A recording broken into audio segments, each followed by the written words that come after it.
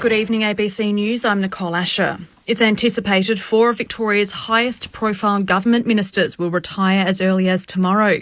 Here's Leanne Wong from Spring Street. Deputy Premier James Merlino, Health Minister Martin Foley, Sport Minister Martin Pakula and Police Minister Lisa Neville are all expected to stand down from their portfolios. They'll join Planning and Housing Minister Richard Wynne, who announced last year he won't recontest his seat in November's election, with some in Labor also expecting him to stand down from the ministry tomorrow. The state government has remained tight-lipped on the matter, but the cabinet reshuffle is expected in coming days, with Speaker Colin Brooks, Sonia Kilkenny and Lizzie Blandthorne touted as possible replacements. An independent report commissioned by the CFA has found bullying and harassment remain rife in the volunteer fire agency despite previous workplace reviews. Georgia Linton-Williams reports. Almost a quarter of CFA members told a recent staff survey they had experienced bullying in the past 12 months. 8% say they'd experienced sexual harassment, while 10% said they had faced violence and aggression. Other members told the review the organisation frequently gaslit and isolated people who complained. The report has made 10 recommendations to improve the culture at the CFA, including increased diversity and inclusion and better collaboration between the state's firefighting organisations. 99% of Victorian children in kinship care placements are not receiving safety and wellbeing checks within their set timeframes. Kinship care allows children to stay with relatives when they can't live with their parents. But a report by the Auditor-General has found it's failing to properly monitor children's safety. Kinship carers have also told the Auditor-General they felt unsupported, with 96% receiving the lowest level of care allowance. Child Protection Shadow Minister Matt Bark says the government has fallen short. I like the kinship care model because it at least keeps kids with their broader family network, but doesn't mean they don't require support. The government has dropped the ball, and I can't think, quite frankly, of a more fundamental role of government than to protect vulnerable children. The managers of a Melbourne aged care home where 50 people died in a COVID-19 outbreak say they should be excused from giving evidence at a coronial inquest because it would act as a dress rehearsal for a criminal trial. Danny Morgan has more. Last year, Coroner John Cain ordered Con Qantas and Vicky Cost to give evidence about how they managed St Basil's when the fatal outbreak hit in July 2020. The pair refused on the grounds they might incriminate themselves and now want the Supreme Court to overturn the coroner's order. Their lawyer, Ian Hill QC, told the court the pair may face criminal charges when a WorkSafe investigation into St Basil's is completed. He said forcing them to give evidence at the coroner's court while WorkSafe investigators watched on would be unfair to his clients. The hearing continues. Victoria's former COVID-19 response commander will lead the state's Commonwealth Games preparation. Duran Weimar has been appointed Chief Executive Officer of the Commonwealth Games Organising Committee. Victoria will host the Games in 2026. Before guiding the state's coronavirus recovery, Mr Weimar was the head of Transport Services at the Transport Department. The European Union is expected to approve Ukraine as a candidate for membership of the bloc when it meets shortly for an important summit in Brussels. Ukraine applied to the EU days after the Russian invasion in February, and its application has been rushed through, as the BBC's Katja Alder reports. This will be a historic summit, promise EU leaders, one where they expect to formally, unanimously invite war-torn Ukraine to apply to join their ranks. It's a highly symbolic move. The road from candidacy to actual EU membership tends to be a long one. Ukraine has been told it needs to first tackle corruption and clean up its court system. Also at their summit, EU leaders will discuss ongoing military and economic aid to Ukraine and how to get around Russia's blockade in the Black Sea.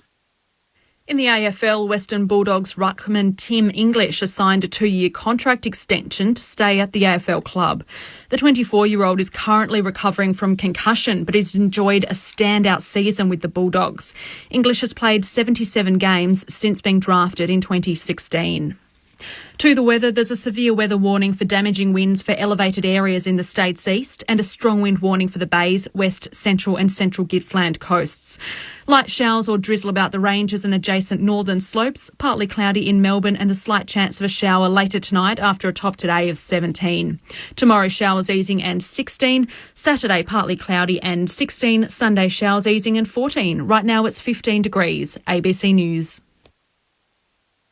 massive interest rate cuts from the Reserve. 25% increase in infectious. Keep across the news that matters to you with the ABC Listen app. Get up-to-the-minute local, national and world news.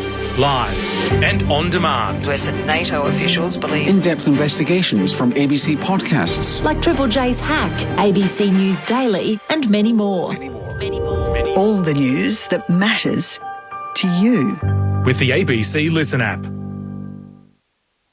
ABC Sport. We begin this broadcast by acknowledging the traditional custodians of the land on which this match will be played today and pay our respects to their elders past, present and emerging.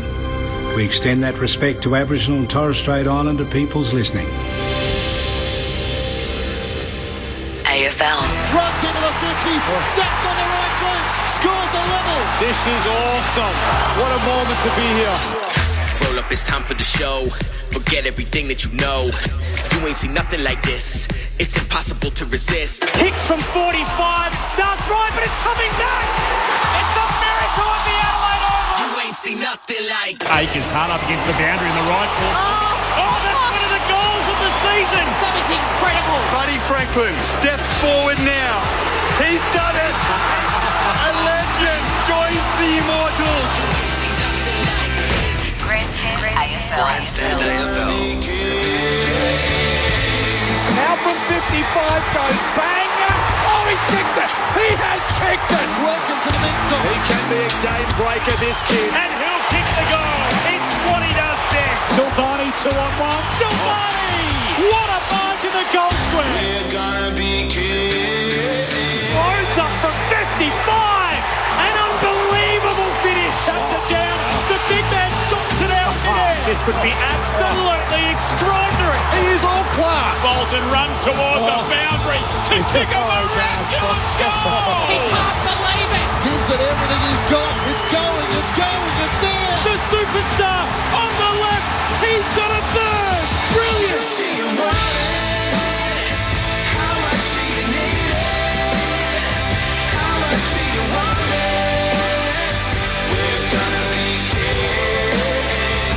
The 2022 AFL Premiership season. Grandstand AFL. Bells to Van der Beek. Sweeping hand pass to the board. Shut the door. On ABC Radio and ABC Sport Digital. A big Thursday night clash to start round 15 of the AFL season. And for the first time in 10 years, the teams inside the top 8 face off against each other. What better way to start than 1 versus 2? Both Brisbane and Melbourne coming off the bye, and the Demons are now the number 2. Stephen May returns for the Demons, who have lost their last 3 games, and captain Max Gawn is also missing. Have they lost their way, or can they rediscover their best?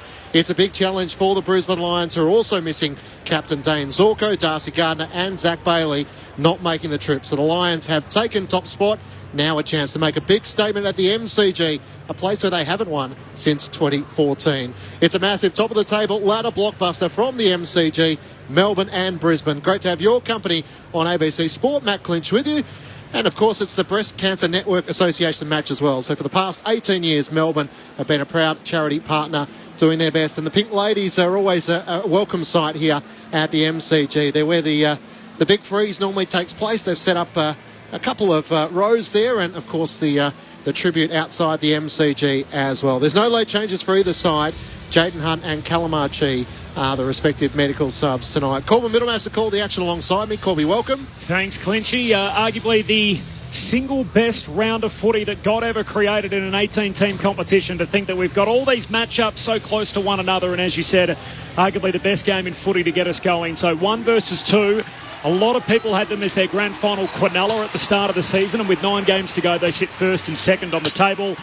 And I don't think I need to remind too many people that the difference between finishing second and third in the way that the ladder is constructed at the moment is enormous. So with Fremantle in the mix, along with Brisbane and Melbourne, if you get out your map of Australia geographically, they're separated by quite a distance. So it could mean, particularly for Melbourne, if they find themselves down in third, they could end up with a trip to Brisbane or a trip to Perth, and even worse than that, they could end up with a trip to Melbourne for Melbourne to Brisbane and Perth, which would be a hell of a run to try and go back-to-back this year. So high stakes already tonight in round 15. Melbourne have won 6 of the last 8 between the two sides. They faced in a qualifying final last year where the Demons prevailed by 33 points, but they haven't faced off the Brisbane Lions here at the MCG since we thought the footy world was ending.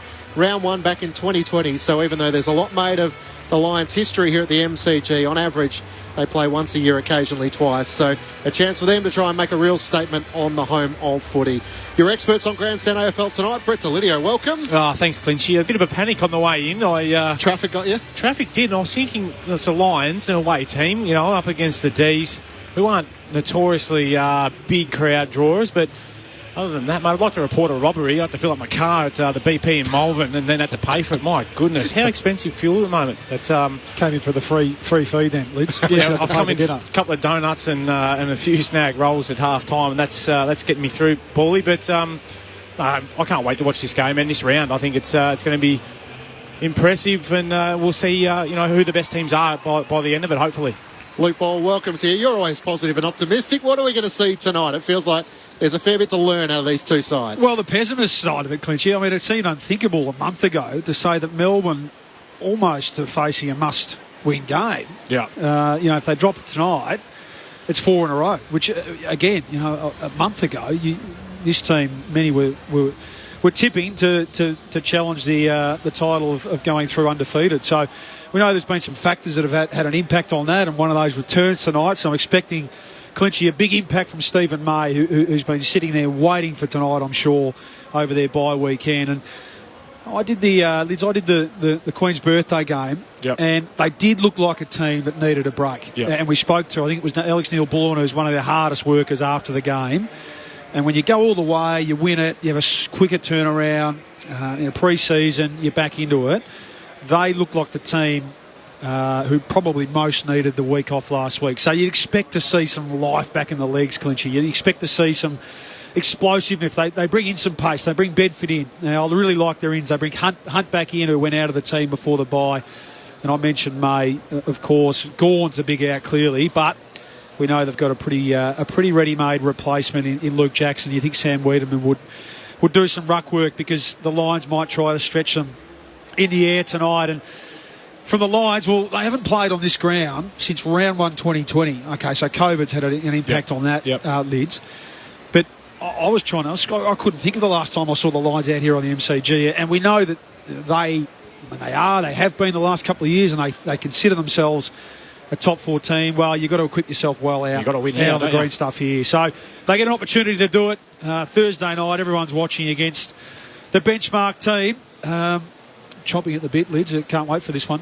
They obviously lose Max Gawn, but they get Stephen May back to support their system. Can you remember a time in your career where the pressure had sort of started to build and you just couldn't wait to get out and play again? Because it feels like for Melbourne there is a bit to prove and a bit to play for tonight, to just remind everyone that their best is still definitely good enough. Oh, I think for mine it was always the big build-up to round 1, and we always played notorious on a Thursday night, and if you lost that one, if you didn't play until a Saturday or a Sunday the next week, that was the longest 8, 9, 10 days that you could go through. So I think for Melbourne, they would have loved their break, but then in the back of their minds they would have been thinking, right, we've got to get back to work here, and from all reports, they've trained really well, put a couple of really good sessions together. They're still really buoyant around the place, trying to make it a fun place to be. But the proof will be in the pudding, won't it, in terms of how they come out and actually show us, are they still that benchmark that we all thought they were at the start of this year? Yeah, 10 and zip, 11 and zip. The question's always going to be, it's a long year. Where are they finding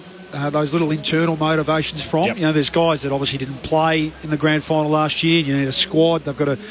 We know they've got a deep and strong squad. So guys like Bedford, who come back in tonight, have that opportunity now to stake a claim for the back half of the year. So yeah, I'd expect we'd see a pretty strong response from the Demons tonight. And when you've got a team coming down from Brisbane to a cold, well, hopefully not wet, but a cold Thursday night, they'll want to throw the first punch, so to speak. So, and we spoke about what's at stake from the Lions coming off a really good win. I don't love the Lions outs, Lids, like Bailey Zorko in particular, speed and And they're the guys that really light the fire a lot, don't they? Especially in that forward half. And Gardner is an underrated player in terms of that dour, honest defender who allows Harris to come off and intercept. So they're a bit of a watch. They get a first gamer tonight, so he might bring some energy into the team. But the midfield's going to be where it's. I mean, let's be honest. I think two of the best midfield groups. I think the two best midfielders in the comp, probably the three best if you throw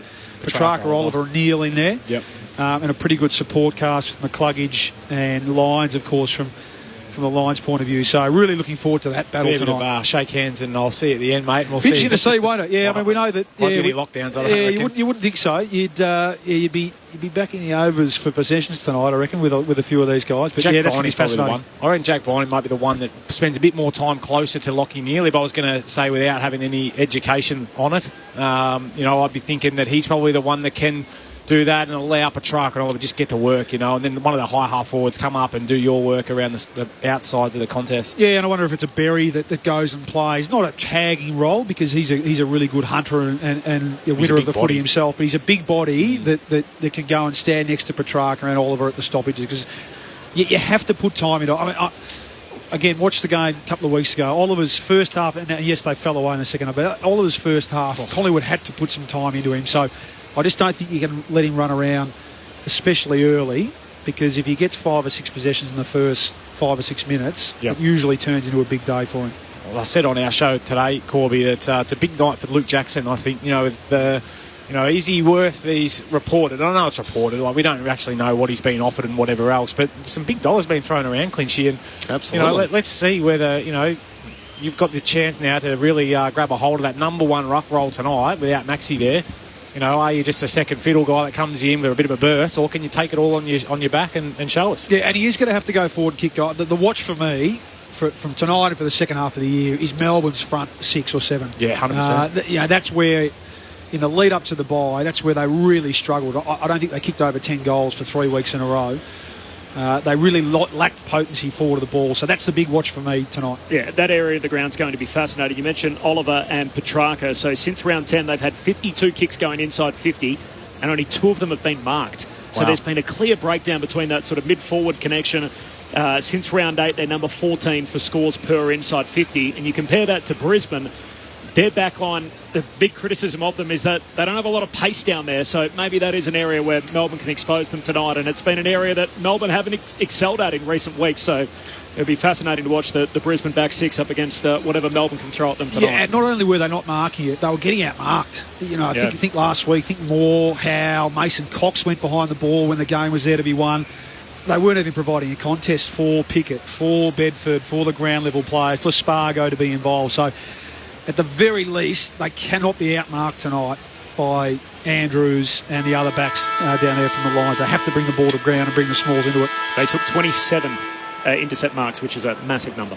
And Brisbane have been the number one scoring side, so they've had their issues conceding, but when you look at the three-pronged attack of Danaher, McStay, Hipwood, all of a sudden if they can beat Melbourne in the midfield, they're going to have their opportunities with a slightly undersized Melbourne backline. Jake Lever hasn't been in as good a form, and they're going to hope Stephen May hits the ground running. Yeah, both sides score really heavily out of centre bounce, so that's going to be critical. We know tonight when you get 6 ahead of the ball, and there's going to be some fascinating one-on-one contests at either end of the ground, Lids, especially with those talls. The Brisbane talls have had a bit of time to play together now, they would have, and train together, so they should be starting to really function like a good forward unit. I'm just concerned tonight that Bailey, he's almost good for 2 goals a game. Zach Bailey, 100%. So someone's going to have to come in and fill that void. It's probably McCarthy. I mean, Rayner's starting to play some terrific, consistent footy and look really dangerous. So they're going to have to get some goals from those smaller, mid-sized players. Obviously, Charlie Cameron as well. Luke Ball and Brett Delidio, your experts on ABC Sport tonight. Matt Clinch and Corbin Middlemass to call all the action. The crowd is continuing to make their way in, but Thursday night footy, it's probably not going to be the crowd in which the contest deserves. No late changes for either side. So Jaden Hunt and Calamar Chi are the respective medical subs. The final member of our team, sitting in the front row of the grandstand, Tim Hodges, welcome back to you. G'day Clinchy, g'day crew, nice to be with you. Both captains out injured from last night's selection, so Jack Viney and Harris Andrews had the gig for the coin toss. Jack Viney won the toss. The Demons will kick to the city end. That's the right of screen if you're at home watching on the telly, listening to us. Very cool conditions here, a low of 12 tonight. It's a swirly wind down at ground level. No rain, thankfully, so pretty good result for the contest. The crowd is a talking point. The Demons are hoping for around 30,000 tonight. My gut feel is we're still some way off that, so it's not a big crowd for first versus second. It will be, you think, a mega TV audience watching, though. No late changes. The medical subs for the Demons, it's Jaden Hunt. For the Lions, Calamar Chi. Both coaches, Simon Goodwin, I'm right behind him at the moment, and Chris Fagan coaching from the boundary, so I've got the best seat in the house down here. Good calling, guys. Thanks, Hodgie. Tim Hodges down on the boundary for us tonight. And yes, a great television radio product. We'll, I guess, judge in the future as to whether Thursday night works in an AFL format in the same way it does work for some other sporting competitions. So the players are heading out in position. We've got a debutant in which Paulie touched on as well. James Tunstall makes his debut. Pick 41 in 2021 in his first year from WA. So he's out there for the Brisbane Lions. And Chris Fagan said, well, it's a bit of a dream debut. Yeah, he's going to start on the wing on James Jordan. Chance to experience the absolute top of AFL footy. So it's box office 1 versus 2 in round 15 of the AFL. Melbourne and Brisbane. Here's Corbin Middlemass. What a round ahead. The best two teams to get us going as McInerney wins the hit out, favoured by the bounce. Neil on his backside hands it out to Jared Lyons. Hooks a kick to centre half forward for Brisbane. Brayshaw went without it. It'll come back to him though. And a hand pass for the Demons away to Harms. Off the back flank. He links up with Jordan. Kicks down the wing. Keziah Pickett got hands to it. Burst straight through them.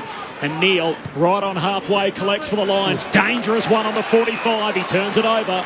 And Lever takes the intercept mark for the reigning premiers. A hand pass to Salem. He goes to Stephen May at centre half back. To Brayshaw. He's run down. Caught. Dispossessed. Lions onto it. Rayner hand pass to Charlie Cameron to Hipwood. Hipwood then through the first of the night. And the chase down tackle from Joe Danaher sets up the opening goal. We will have a score review as to whether that Hipwood snap took a coat of paint with it on the way through. He did his best to miss it, didn't he? Yeah, he did try, but I think it's okay. You'd be pretty excited. Chris Fagan on the bench and your fellow teammates of Joey Danaher, the big fella getting involved, big run-down tackle. Not sure what Stephen May was doing. I know when you're out, you can just be a little bit slow on the uptake of the speed of the game and whatever else. Just a slow handball to Brayshaw. Put him right under the pump, didn't he? So it was a great tackle. All good on the review from the arc. So Eric Hipwood has kicked the first of the night. And a slow return for him. Just his third goal of the season in his sixth game. Brisbane with the opener after 90 seconds. They're one straight, Melbourne yet to score. Yeah, it's a great result for Hipwood, isn't he? He's a confidence player, and obviously when you're coming back from a long-term injury, it's great to get the ball in your hands early as a forward, and he was a beneficiary of some terrific work from Joe Danaher. We're not used to seeing him apply that sort of pressure, so well done to Joe, and we'll see how that gets him into the game. He's got Stephen May, so he'll be wrapped with that start. I thought Charlie Cameron might put on the afterburners too, and unselfish by Charlie, wasn't it? But yeah, usually a goal assist. That. That's right. So a goal assist for him. Perfect start, Lions. Luke Ball and Brett Delidio with you on ABC Sports. At Brisbane strike the early blow here inside a minute. McInerney and Jackson set themselves. Bounce favours McInerney. Jackson comes across. Neither ruckman got a hand to it. A Shepherd, and it's going Melbourne's way. So Jackson will get Melbourne's first meaningful kick inside 50. Races clear, sends it long and high towards Ben Brown. He's got a couple to compete against. Andrews worked him underneath it. Onto it, Fritsch. Left forward pocket, run down. Great tackle. Brought down by Jack Payne. And Brisbane's intent is clear, tackling at both ends. Well, Lids, that was ordinary. We just finished saying Charlie Cameron could have run and kicked the goal himself, gave the handball off. Bailey Fritsch been down on a bit of form, eyes lit up, open goal square, should have given the handball to Petrarca into an open goal. Payne long kick to half-back, comes to McStay, hand pass to Cameron through traffic, squeezes a kick out, and McCarthy takes the mark, southern wing, looks for Danaher, one-on-one with May, and Danaher takes the mark. A bit of body contact on the All-Australian fullback, and Danaher wins the one-on-one. He'll shoot it right half forward, just inside the 50. Actually, one of your old teammates, Lenny Hayes, used to say to me, if you're down on confidence and form, you can't get into the game, lay a tackle. And you can see now with big Joey Danaher, that early tackle, it's got him involved. That was just a great kick from Link McCarthy. Early body from Joe out the back. Stephen May trying to be aggressive in front, wasn't he? But just couldn't get back there to spoil. In he comes, Joe Danaher from right on the 50, sends it goalward. Never quite came off pure off the boot, and it slips through from behind. But Danaher central to everything in the front 50 for Brisbane. They're 1-1, Melbourne yet to score, 4 minutes in. Hibbert quickly into the back pocket, got it to Salem, and now to Stephen May. Drives Melbourne up to the southern wing. Petrarca trying to use his body, pulled in the mark against McStay. It was touched on the way through. Hand pass to Ben Brown, who then turned it over. Answorth pinned, holding the footy. Good tackle, Jack Viney, who takes it back for Melbourne on the outer wing. Comes inboard to Brayshaw, he takes the mark. Lined up alongside Link McCarthy from the opening bounce. One of Melbourne's most influential across half-back. Looked to come into the middle of the ground, then change his mind. Goes back to Salem. Centre wing on the southern side. He was superb last week, or the Queen's birthday game, Angus Brayshaw. The third quarter in particular. Took that 7 intercept marks across half-back. This is where it's broken down for Melbourne. So in a slow play, trying to head forward, and Salem kicks to a contest, turns it over. McStay flies along with one of his own teammates to take the intercept mark. Across half-back, he retreats to Harris Andrews in game number 150 tonight.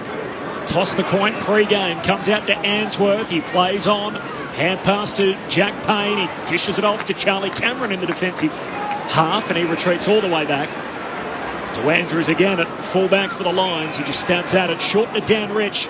Brisbane 1-1, Melbourne yet to score, 5 minutes into the opening term. Richard looks at options with that raking left boot. His 14th season in the competition. Out to the wing to Link McCarthy at full stretch. He marks centre of the members' wing. Stephen May on the mark.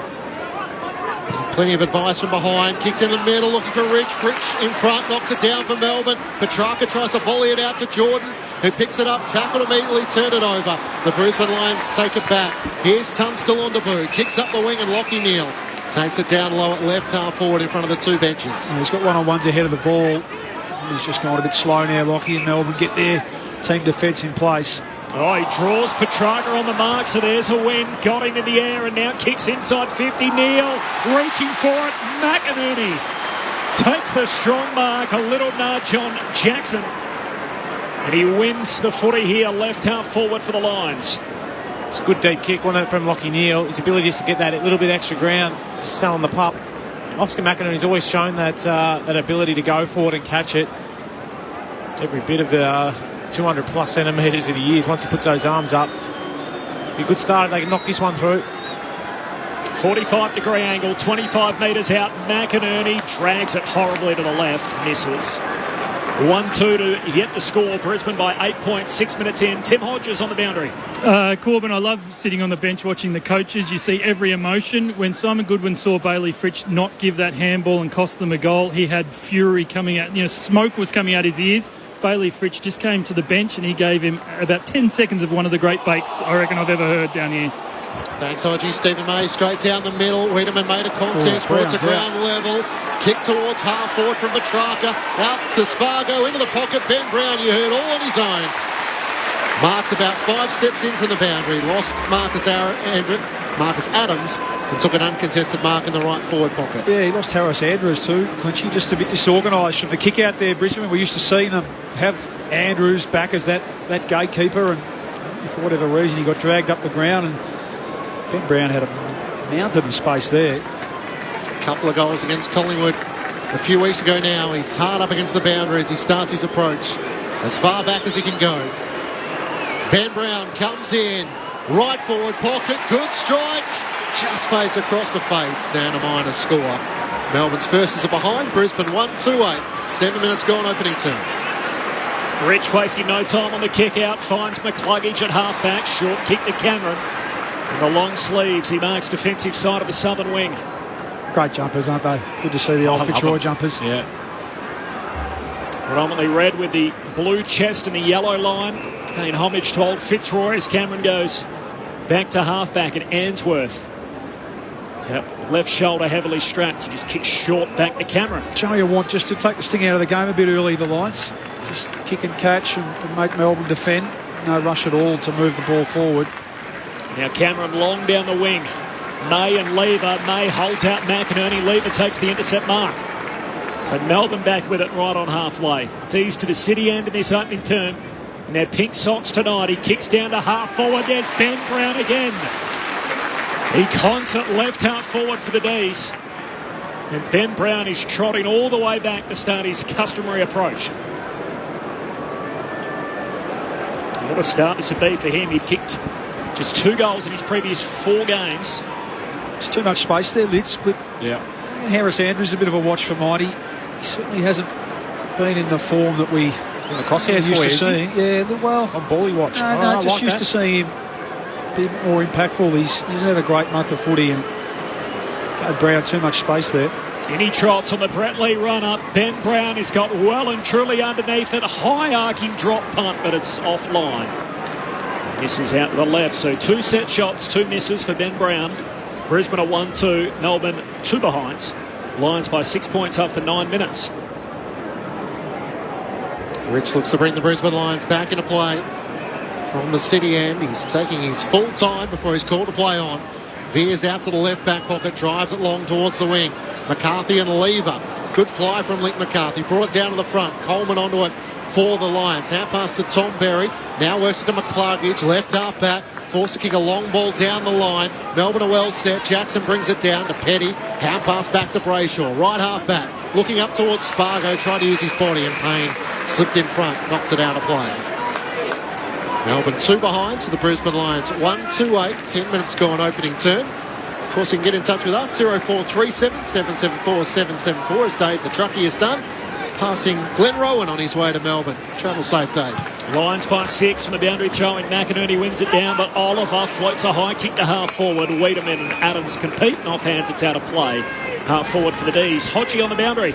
Just been watching Christian Salem, Corbin. Hurt his ankle in the first passage of play of tonight's game. He came off the bench. They contemplated restrapping it. They've left it. He's terribly uncomfortable, but he's gone back on the ground. So I can't quite imagine how hard that is for the rest of the game that he's going to have to just soldier on. For the boundary throw in, McInerney pumps it down to Rayner, kicks in the middle of the ground. Robertson flies, no mark, spills to McCarthy. Hand pass out to Jared Berry on the wing, sends it to Danaher and May. May in the box seat, spills the mark in because he was downfield.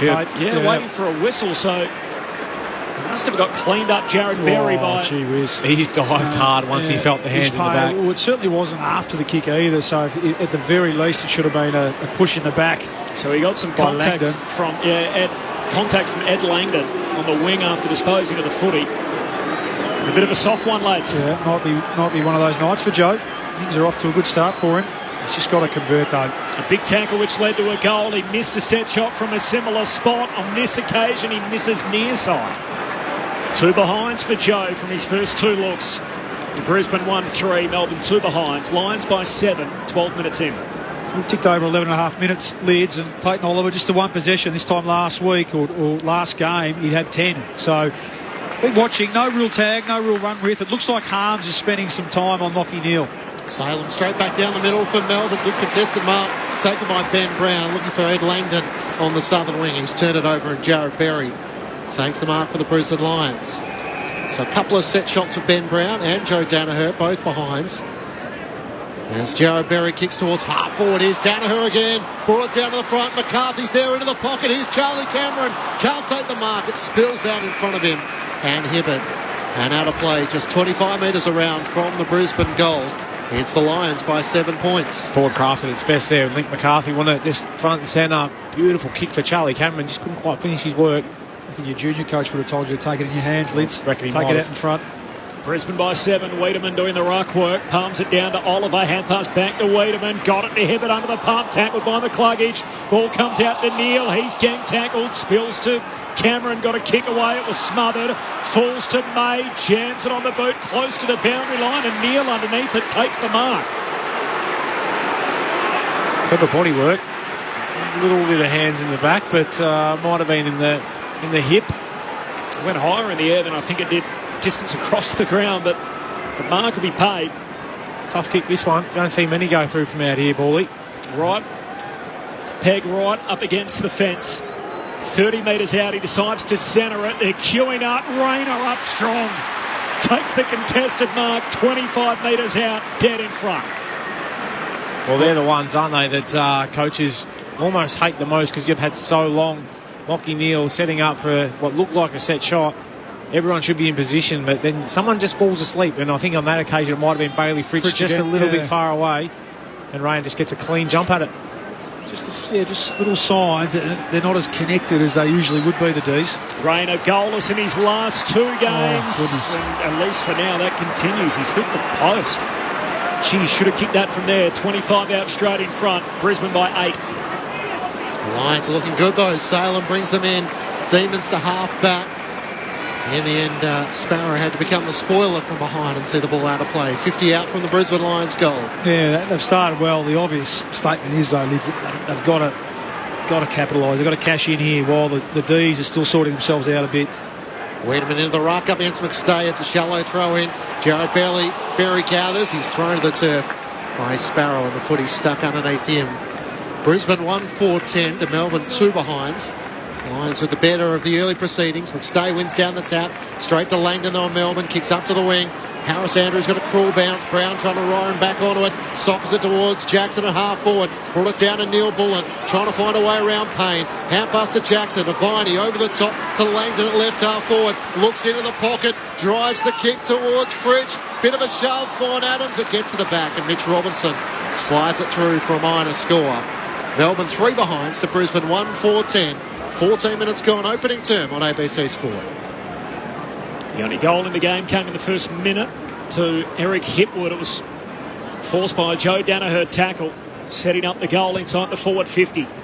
Here's Kitty Coleman on the kick out, goes along to the wing, and Brayshaw, strong contested mark. McCarthy can't stop that from happening. Between wing and half forward for the Demons. He just lays it up into the pocket. They come from all directions. Fritsch flies, hands to it, no mark. Spills down to Neil Bull, and his hand pass inadvertently off the shins of Neil, and balloons over the boundary line for a throw-in. No kick for that. Locking me flat. Yeah. Loves the stat, little fella, doesn't he? What's he up to so far? He's up to 5. Up to 5, yeah. Good matchup. Brayshaw, McCarthy one. Both started well. 4 positions each. Lions by 7. Boundary throwing half forward for the D's. Jackson down to Harms. Hand pass away to Viney. Gives it to Bowie. Shoots it off quickly to Jackson. He's 55 out. Kicks to the top of the goal square. Brown down there. Fist on it from Andrews. Payne just knocks it to Adams. He's run down. Great tackle from Viney. Says play on. Kick to the top of the goal square. Sparrow. Jansen on the boot. And he's got Melbourne's first. D's within a point. 16 minutes into the opening quarter, but the tackle from Jack Viney locking the ball in deep, and Melbourne within 1. So Brisbane 1-4-10, Melbourne 1-3-9, 16 minutes in. Luke Ball and Brett Delidio. Yeah, great call. They finally got to him, Jack Viney. So often he's the starter, the engine starter, I reckon, Lids, with his intensity and his tackling. It really stands out, and he was stiff not to get the holding the ball there on big Marcus Adams. He just drilled him, and the ball fell loose, and Spargo was good enough to. It was a little throw. Was it a little sort of volleyball spike type or set? Was it a little volleyball set? Not sure what you call it. It was quick work, regardless. Yeah, it was. It was too quick for the ump to see, and Sparrow kicks the goal. But Jack Viney, again, he's the one that they often look to. Standing skipper tonight, ex-skipper, of course. No Gorn out there. He's laid a couple of big tackles already. Luke Ball alongside Brett Delidio, your experts on ABC Sport tonight. Jackson wins down the tap, but it's Neil who sharks it. Beautiful clearance. Hand pass to McCluggage. Danner on the lead. Worked underneath it by Stephen May illegally. And chopping of the arms will result on a third shot on goal for Joe Danaher. We're talking about Charlie Spargo's quick hands. How good was locking Neil in the middle there? Get Hugh McCluggage out the front of the stoppage. Your eyes just light up when, as a forward, when you see your midfielders coming out the front like that. I was a bit nervous for Joe. Second up, usually can be a bit scratchy. You know, you feel good on your first one. The second one can be a bit patchy, but geez, he started well here tonight, and he's testing out Stephen May. Welcome back, big fella. Beautiful clearance work, wasn't it? Stephen May with just a grab of the left arm, which was enough for the umpires. Is it third time a charm for Joe with number 3 on his back? Yes! And finally, some reward for some early work for the Lions. They have their second goal to be 2-4-16 to Melbourne 1-3-9. 18 minutes gone. Opening term on ABC Sport. Yeah, high-scoring team out of the centre bounce, and it was just beautiful work. Lovely tap from, I think it was McCarthy, or was it Fort? Down to, not Fort, sorry, McInerney, of course, down to... It must have been Fort, because McInerney's just come on. Okay, yeah. So to Neil, McCluggage. So the Stars getting involved, and I think the free kick was there, the arm grab was there. Joe, for some reason, felt like he needed to take a little bit of a dive forward too, even though it was just a grab of the arm. But he's moving well, isn't he? He's certainly in the middle. That's who gave the big tap. Fourth time lucky. Not too many hit-outs to advantage for Dan McStay. Anyway, that was a beauty. Dan McStay and Dan Rich, the only two Brisbane players that have played in a winning team here for the Lions. Of course, they haven't won at this ground since 2014. Joe with 1 goal, 2. Brisbane by 7 points. Jackson wins it down, now lost the handle. Comes to Neil, gets the centre break to centre half forward. Petty flies for it, no mark. Spills down to Hibbert, he's dispossessed. McCartney collects, kicks it into the unguarded goal square, and through it goes. Brisbane with 2 in a minute. And McCartney pops through his first of the night. Brisbane by 13 points as we tick into time on in the opening term. 3-4-22. Melbourne 1-3-9. Well, Jackson won the hit out there, didn't he? And just had a handball really to no one. Lockie Neal swooped on it. He's had a fair bit of time, didn't he? In and around the centre circle. Did his best work, get it going forward. But Link McCarthy, tell you what, he has absolutely thrived since leaving Geelong, going up there to the Lions. His ability to hit the scoreboard, but be good overhead, good forward craft. I love just the way he buzzes around, and that's that. He's a pretty experienced player now, which is great. So he's loving playing down there alongside some other big key forwards, obviously having McStay and Danaher back, Hipwood back. Loving the work. Played 29 games in 7 years, Lids at Geelong, and then he's now in his 78th game and his 4th season at the Brisbane Lions. Something in the water up north. A chance for Neil trying to get the clearance once more. Can't knock it on.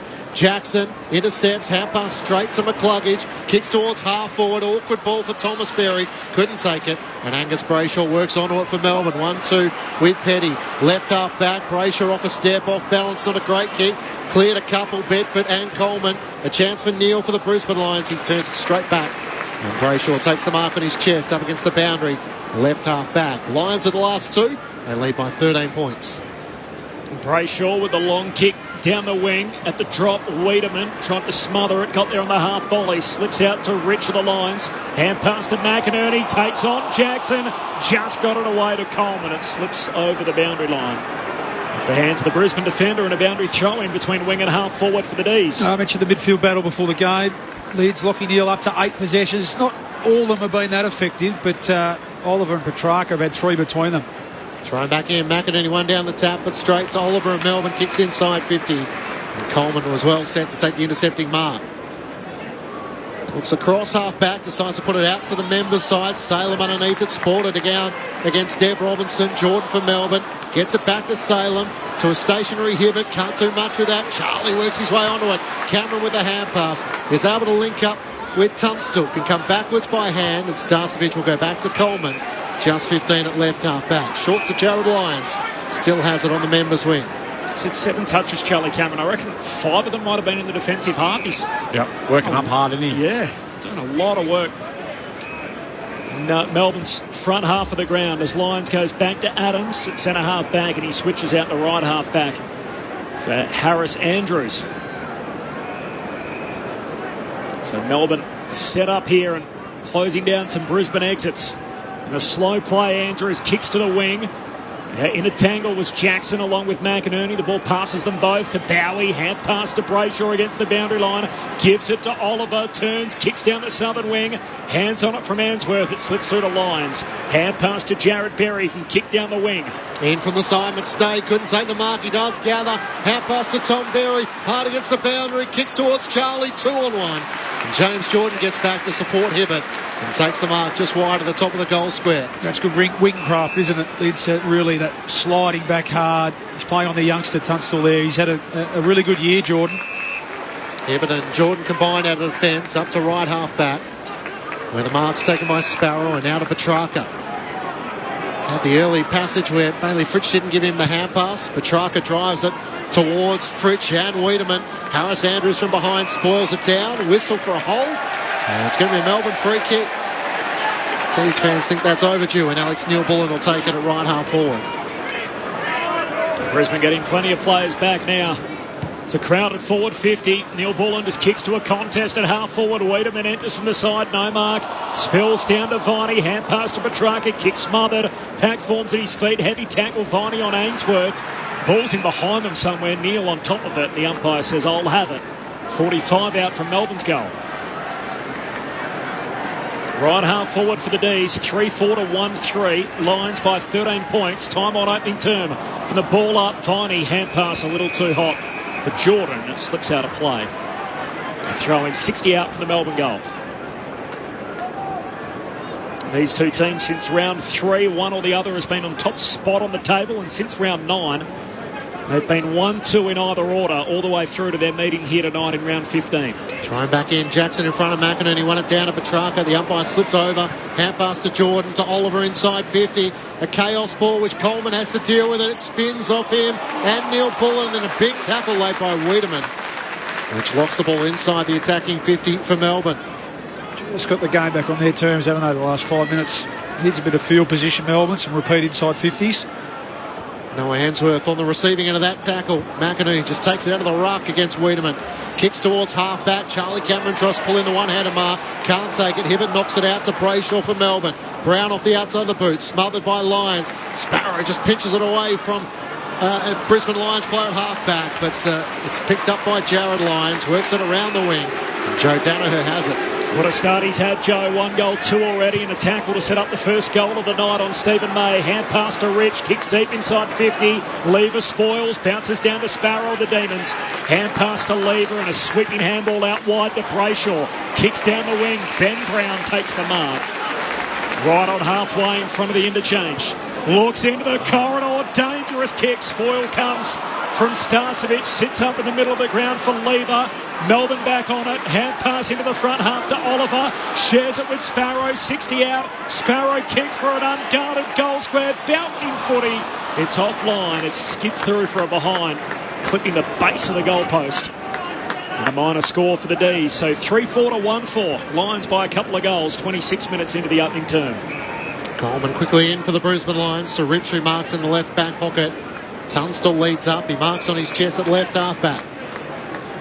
The first year Brisbane Lion, picked 41 in 2020 from Bustleton in WA. Family used to do the trip from Bustleton to East Perth. Picked off by Jordan, got it to Harms for Melbourne. Hand pass to Neil Bullen, hard against the boundary, into the right forward pocket, sliding down low. Coleman takes the mark. And once more, he's the last line of defence for the Brisbane Lions. Coleman is going to switch play across the goal face to Andrews in the back, opposite back pocket.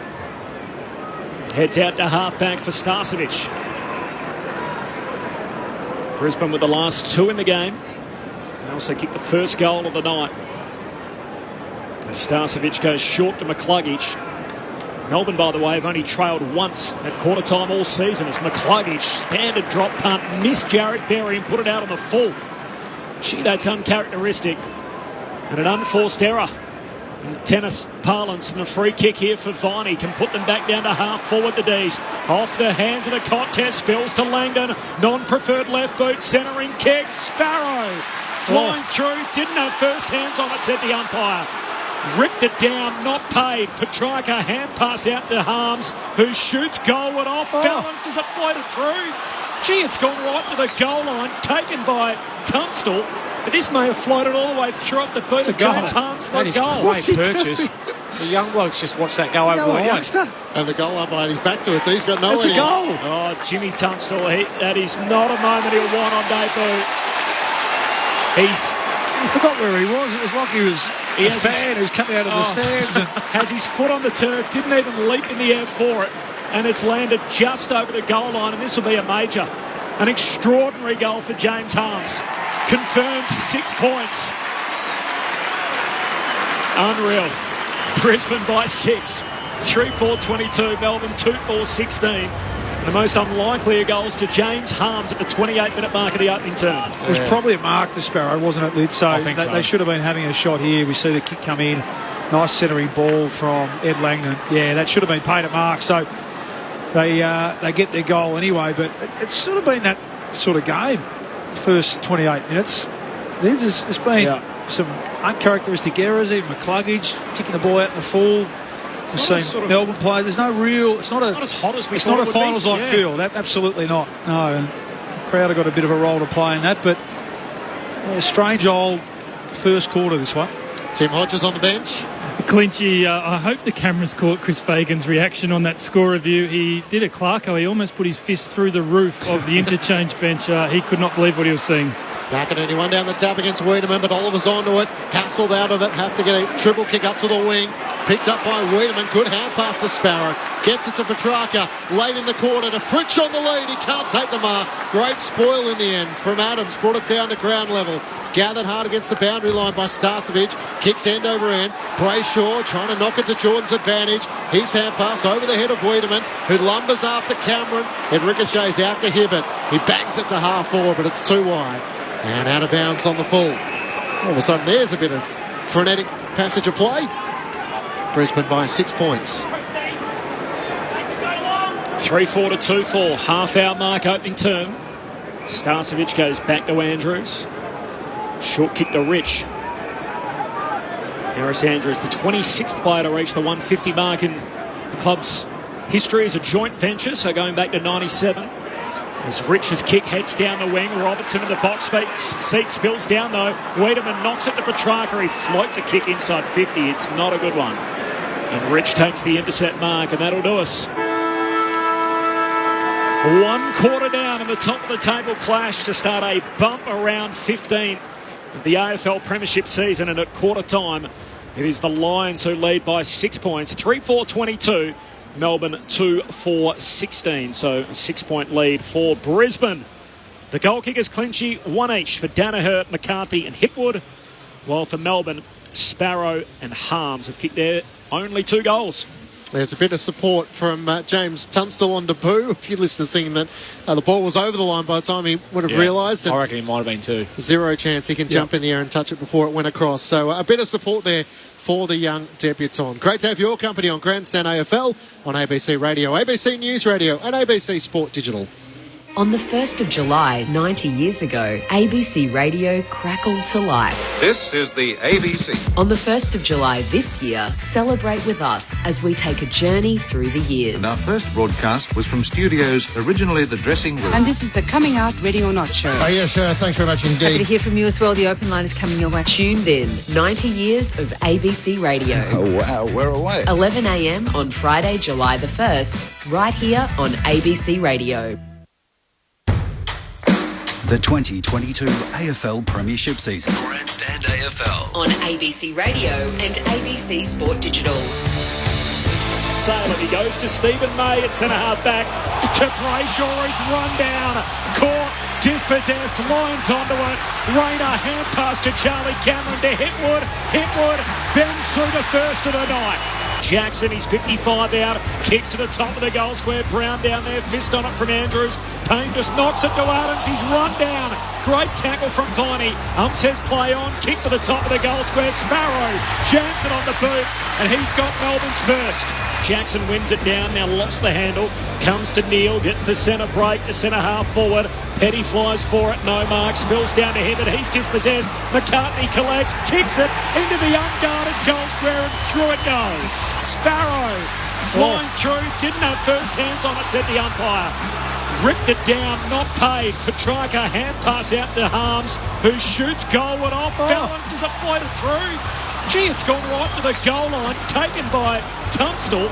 But this may have floated all the way through up the boot of James Harms for a goal. This is the 2022 AFL Premiership season. On ABC Radio and ABC Sport Digital. A tight opening term where the Brisbane Lions took their opportunities more than Melbourne did, but both had ample chances in front of goal. The Lions by 6 points, 3-4-22 to Melbourne 2-4-16. Matt Clinch and Corbin Minimas calling the action. Tim Hodges down on the boundary. The thoughts of Brett Delidio and Luke Ball with you on ABC Sport. Well, it could have been a bit more one-sided, couldn't it? I think, Bally, the Lions have had their opportunities. They just haven't been able to, had set shots, and you think, goals that they probably would have liked to have kicked. Joey Danaher started the game really, really well, but could have been an even better start for him had he kicked straight. But just hasn't really been that frenetic, in-your-face, hard defence. Probably been a little bit more open than we would have thought in terms of their just up and back. Teams not quite executing as well, which is I think the Lions are setting up reasonably well across their back half.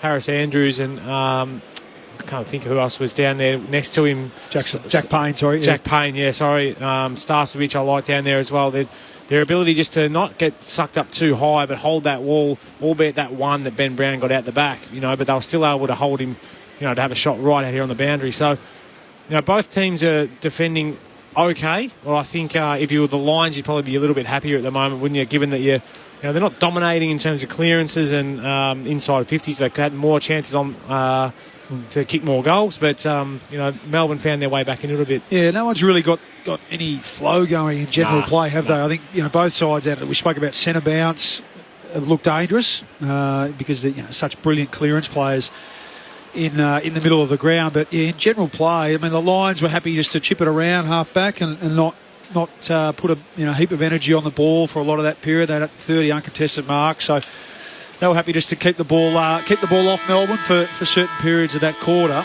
And Melbourne, on the other hand, tried to sort of bring the ball back into the corridor a few times, but as you said, execution from both sides really hasn't been at 1 versus 2 level, should we say, for that first quarter. So almost just feeling each other out a little bit.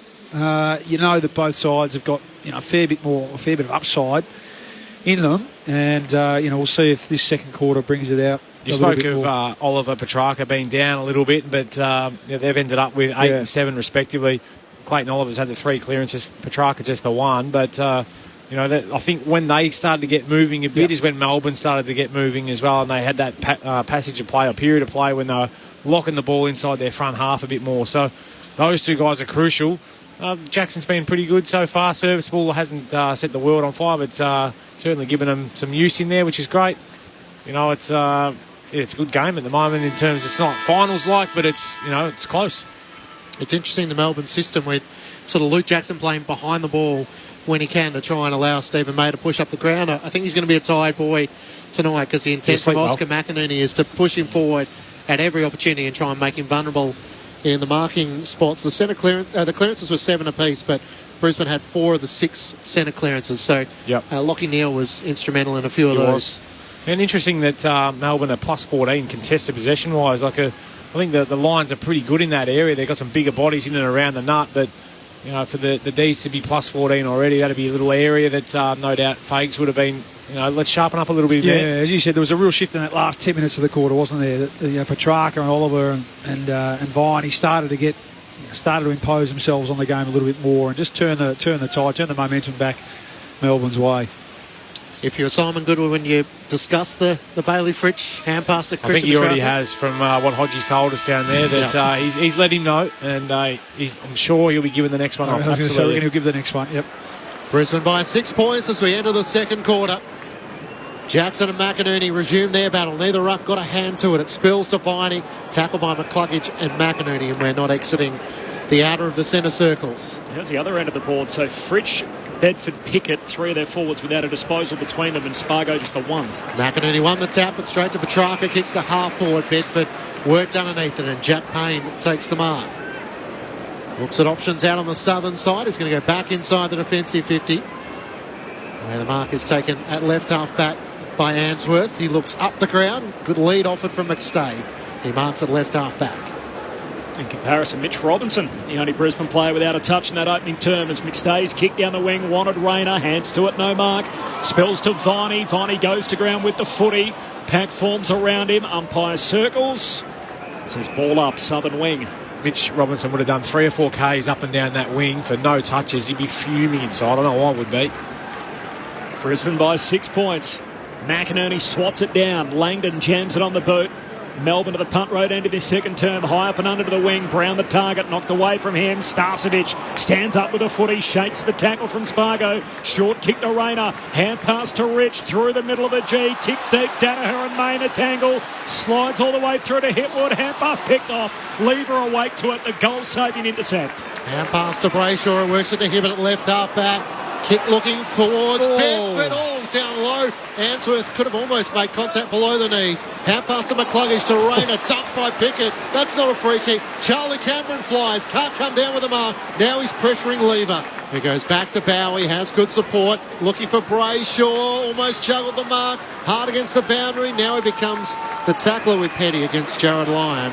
And the umpire will throw it up in the right forward pocket for the Lions. That was like Goldberg with the spear, wasn't it? He hasn't touched the footy, so he's. You said earlier, Lids, go and get a body. Go and lay a big tackle to get yourself in the game. Up it goes. Jackson grabs it out of the ruck and clears defensive 50 for Melbourne. Kicks down the wing, and there's Andrews with an intercept mark. And again, Melbourne can't halve it in the air. And Harris Andrews, your key defender. Meat potatoes kind of guy with his black boots. Kicks inside the forward 50. McInerney can't take the mark. Took out Jackson on the way down. Viney. Hand pass to Lever. Crucial fumble. Now he's under the pump. Pack forms around him and the umpire says ball up. 40 metres out from Brisbane's goal at centre half forward. The Lions by 6. Early stages, second quarter. Umpire set to throw it up. Brisbane deep into attack. At the city end, Jackson and McStay. McStay works it down. Charlie Cameron trying to get another tackle from Hibbert. Spills to Oliver. He can't break clear. There's plenty of players around the contest and the umpire will throw it up. We've talked a bit about Brisbane's last win here, Clinchy, 2014, round 21, which was against the Pies. We've got something for you on that in a moment. Jackson wins down the tap. Lions for the Brisbane Lions. Got it to McCluggage. Through traffic to McStay. Kicks towards Neil. Up went Sparrow. Spoiled it down. Did well in the one-on-one marking battle. Sees the ball out of play for a throw-in. Fire. So only Dan McStay was part of that winning team for Brisbane. Luke Ball, who's with us tonight, played in the game for Collingwood last time Brisbane won here. And the sub that day for Collingwood was the Logie Award-winning Tony Armstrong. Wow. Well, I was about to ask Ball if you remember that day. From the throw-in. Nope. Oliver Gathers kicks out of defence. Ben Brown worked out of it by Harris Andrews. Fritsch races after it. Taps it towards the boundary. Pretty intent to see it out of play. The umpire says throw it in. I think if he had our vantage point, he might have pinned in there. Yeah, pretty experienced umpire, Simon Meredith. I think he had to think about it. I thought, oh no, because you were going forward, I'll give you the benefit of the doubt, Bailey. Lions by 6 points. No change to that quarter-time score. 4 minutes into the second. Jackson moves himself in front, wins it down. Here's Sparrow from the stoppage. Hand pass to Oliver. Fumble, almost ran into his teammate. Sparrow goes in, collects again. He's lost it. Head over the footy. Tom Barry wins it for Brisbane. Hand pass to Robinson. Now he's involved. Shoots a kick down to half forward. Hitwood bangs bodies with Hibbert. And the ball spills out of play between wing and half forward for the Lions. No late change, no use of the Medi subs as yet. Jaden Hunt for Melbourne and Callum Archie for Brisbane. Lions by 6 points. Toss back in. Jackson works his way to the front. Palms it down against McInerney. It's McCluggage over the footy, trying to get around Jackson. Hand pass inboard to Rayner. Boundary side it ricocheted off McInerney. Didn't realise he was trying to get it to McCluggage. Kicks towards half forward in from the side. Great mark, Jake Lever. Doing what he does best. An intercept mark for the Demons. Looks to turn and kick long down the members' wing. Fritsch the target, protects in front of him, takes the mark. Can they move it quickly here as Wiedemann's free at half forward? The kick is just wide of him. Good pick up on the half volley. Turns and kicks into the pocket and Cossey's got it. Cossey Pickett 50 out from goal, hard out to the left. Jeez, that was impressive, wasn't it, from a big fella? Wants to poke it to Fritsch. That's great ball movement. He knew he had a meter on Marcus Adams and put it just out in front of him, and Adams could do nothing to stop it. Wiedemann, you're talking about there, Ball. Yeah, really, wasn't it? Agile, below the knees, pick up on the left foot as well. On the left, yeah, really good. And yeah, disappointing for the Lions not to get their mids back into the hole there for Fritsch to get involved. It's a couple of times he's been involved now, so see if this gets him going a bit in this game. One of 5 players who have kicked a goal in every game through 14 rounds. Just the one against Collingwood though. Bailey Fritsch from right on 50, starts out to the right. Big Oscar goes upstairs and takes the mark on the goal line over Ed Langdon. That's a good mark. It's a beauty, isn't it? Ed Langdon was the step ladder. Yeah, it would have been better if it was Luke Jackson as a step ladder, but anyway, right. Yeah, he got some good hang time. Sean Smith just set your heart out on the goal line. The kick from McInerney out to half back. It's turned over though. Demons win it. His Lever, hand pass to Salem, hooks a kick inside 50, climbing for it. Ainsworth spills down to Jordan, hooks it back over his head and through for a goal. Exactly where he needed to be. James Jordan front and centre and locks it up at 22 points apiece. 6.5 into the second term, 3-4-22, each of 2. It was a nice finish, wasn't it? I reckon they just love what this guy brings week to week. You know he's going to give you a heap of effort up and down the ground. He's adding this to his bow as well, but the ability to kick goals and get involved forward of the footy. I think that's going to be the key. He's had the 9 touches at 100% already. So that's his kicking. He's only had the 4 kicks. Nice goal there from James Jordan, but starting to find their feet a little bit now, the D's, aren't they? Getting their game back up and going. They're not scratching around. The Lions are the ones that just need to find a few targets, I think, going forward with the footy. Have I undersold Oscar McInerney? Ruckman don't win mark of the year very often. He won't be winning it with that one, but it was a nice mark. That was the reassurance I was looking for. It was a good fly, though, but over the smaller winger. Now Melbourne have drawn level on 22 apiece. Wiedemann has a run in the middle up against McInerney, but McInerney gets it down to McCluggage. Kicks inside, 50, Lever in front. Good, strong mark. Good last couple of minutes, Jake Lever. Yep. Cameron right on his shoulder. Turns and kicks out to his partner in crime, Stephen May, at left half back. He runs away from Joe Danaher up the wing, and Cosy Pickett takes the mark in front of his eyes. Looks to send it long towards Petrarca or Fritsch. It lands in between them. Fritsch can't gather. Adams couldn't take it either. Oliver spun around as he's tackled. Deb Robinson tries to knock it out. Only as far as Jordan. His kick is smothered. Out to McCluggage at half-back for the Lions. Turns it straight over. Hibbert takes the mark for Melbourne. He can pump it back inside 50. A leap up from Fritsch. It's whacked away from him. Andrews arriving late to lend a hand and a boundary throw in. 35 out from the D's goal. You read that well, Harris Andrews. Could see him coming from a long way away. Trying to get that quick ball movement into Bailey Fritsch, give him a chance, but Harris Andrews too good, read it in the air. The boundary umpire heaves it back into play. Wiedemann removes McInerney, hooks a kick to the top of the goal square. Andrews back, missed it. Skids past he and Jackson and out of play. And a throw in forward pocket for Melbourne. Some alarm bells here for the Lions. In the last 5 minutes, just need to get some possession of the footy and take this thing out of a bit again. The Melbourne's better players starting to get their hands on the footy. Boundary throw in deep forward for the D's. Comes down to Oliver. Hand pass away to Neil Bullen. Through traffic. Shoots goalward, but he's offline. Tumbles through from behind. D's are in front. First lead change of the night. Melbourne by a point. 9 minutes into the second term. Daniel Rich with the footy in his hands. Out the punt road end. Had Harris Andrews short. Ignored that. Now called to play on. They're going to find a way past Fritsch on the mark, and eventually something does offer up. Straight down the middle. And it's Hugh McCluggage. Looks out to left half back. Jared Berry's free.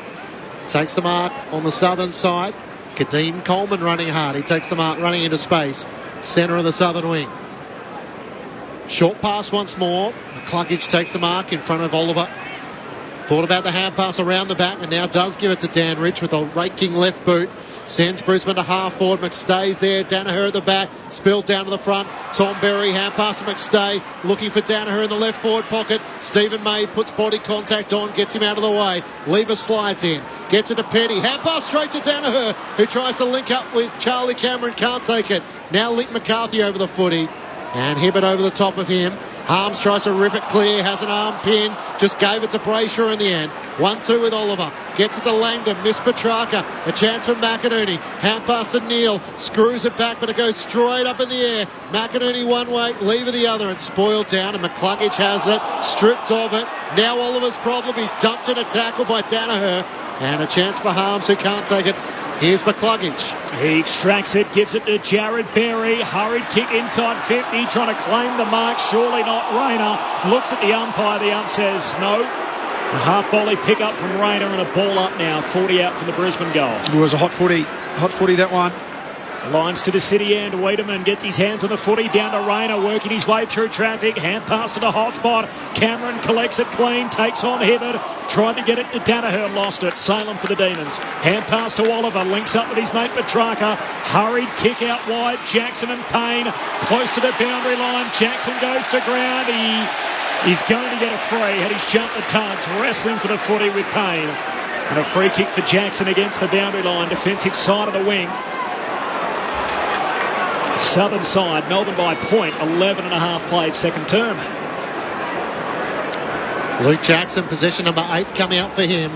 trying to fill the big shoes of Max Gawn. Sends Melbourne a half forward. Wiedemann in from the side.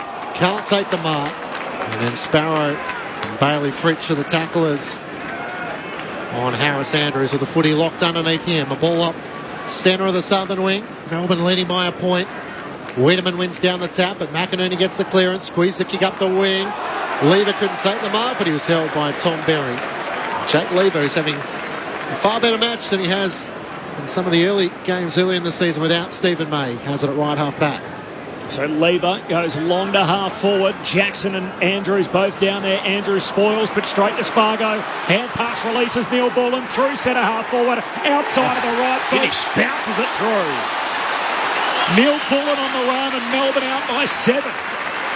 12 and a half played in the second term.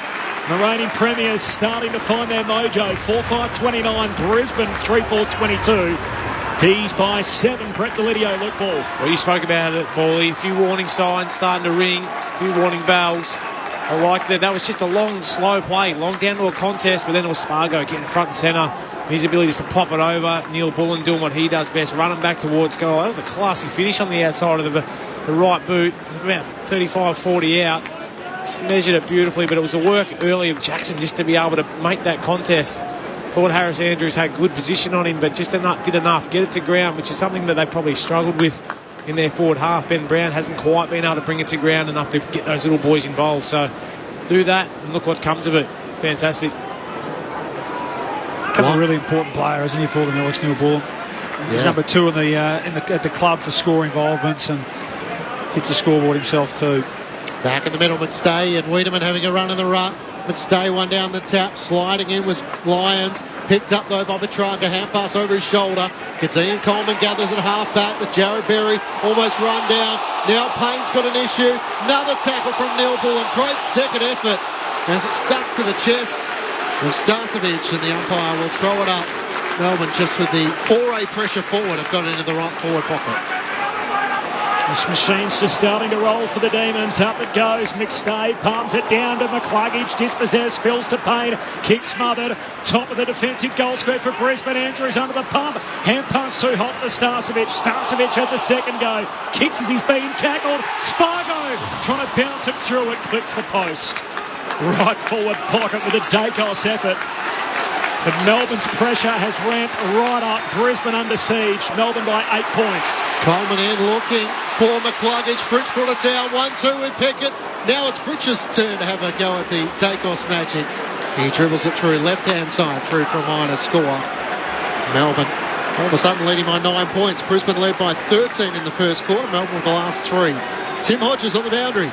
Did you see the glare Christian Petrarca gave him then? He got burnt from another goal by Bailey Fritsch. Happened in the opening minutes of the game as well, as Coleman goes long to a contest at half-back. Jared Berry feeds it out to Tunstall on debut. Kicks down to high half-forward. Danaher runs out of room. Melbourne fans want to deliver it, and Danaher did well to disguise it. It's almost like the rugby union double movement that we'll see at Origin on Sunday night. Eventually ended up over the goal line, and we'll have a boundary throw-in. A boundary throw-in. 70 out from the Brisbane goal. McStay wins it down. Wiedemann tackled, dispossessed, spills to Lyons. He soccers it down to half forward for Brisbane. Hipwood couldn't take it. Bowie over the footy. Spills out the way of Charlie Cameron. Trying to get down low. Could have almost been taken high. But the Demons through Jake Lever pretty keen to make sure it didn't slip over the shoulder. Senior players need to stand up here for the Lions. Under pressure. Someone needs to take the game on the scruff of the neck.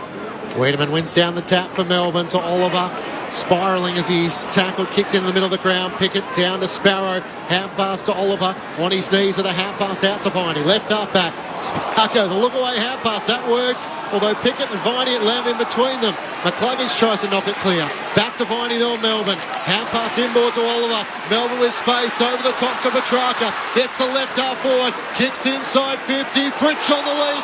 Coleman going back with a fly. Didn't give away the free kick. Bedford through traffic. Great work. Drew the opponent. Hand pass to Ben Brown to finish. He misses. Off balance to the left-hand side. Toby Bedford did a lot right and probably was within his rights to have a shot. He tried to do the unselfish part. And Ben Brown let him down. Melbourne by 10. Just one too many, wasn't it? It was It was exciting stuff. And Bailey Fritsch on the replay. Poor. Front on contact. Was it a mark? Was it front on contact? Whatever it was. A terrific effort, goal-saving effort from young Coleman. Kadeen Coleman, not a great kick to centre half back. Brown intercepts, knocks it down to Bedford. Hand pass to Oliver, 60 out. Kicks into the pocket. Fritsch up to meet it. Heavy collision on the way through. Melbourne through Bedford. Bedford from the boundary line. A work of art. As he kicks on the outside of his boot and bends it through, and the Demons are in rhythm. Jared Lyons and Bailey Fritsch involved in a heavy collision before all of that, and Bedford picked up the ball, kept it in the field of play and hooked it through from out wide in the right forward pocket. Melbourne by 16 points. And Brisbane are doing their best to hang in at the moment. 17 played, second turn. Tim Hodges on the boundary. Hodgie.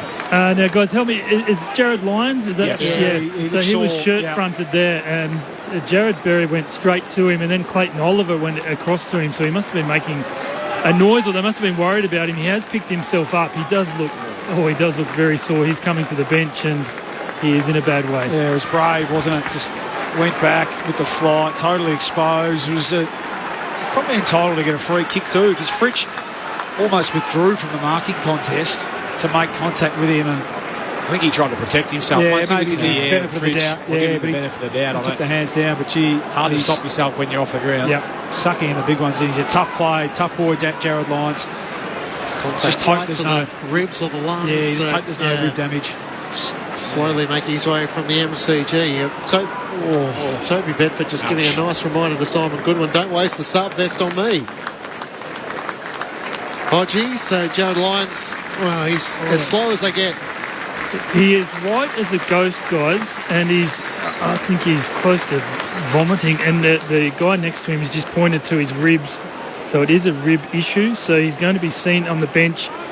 But I wouldn't be surprised if they take him straight down to the Lions rooms. He's in a horrible way. Yeah, they're going to help him down to the rooms, guys. He looks dreadful.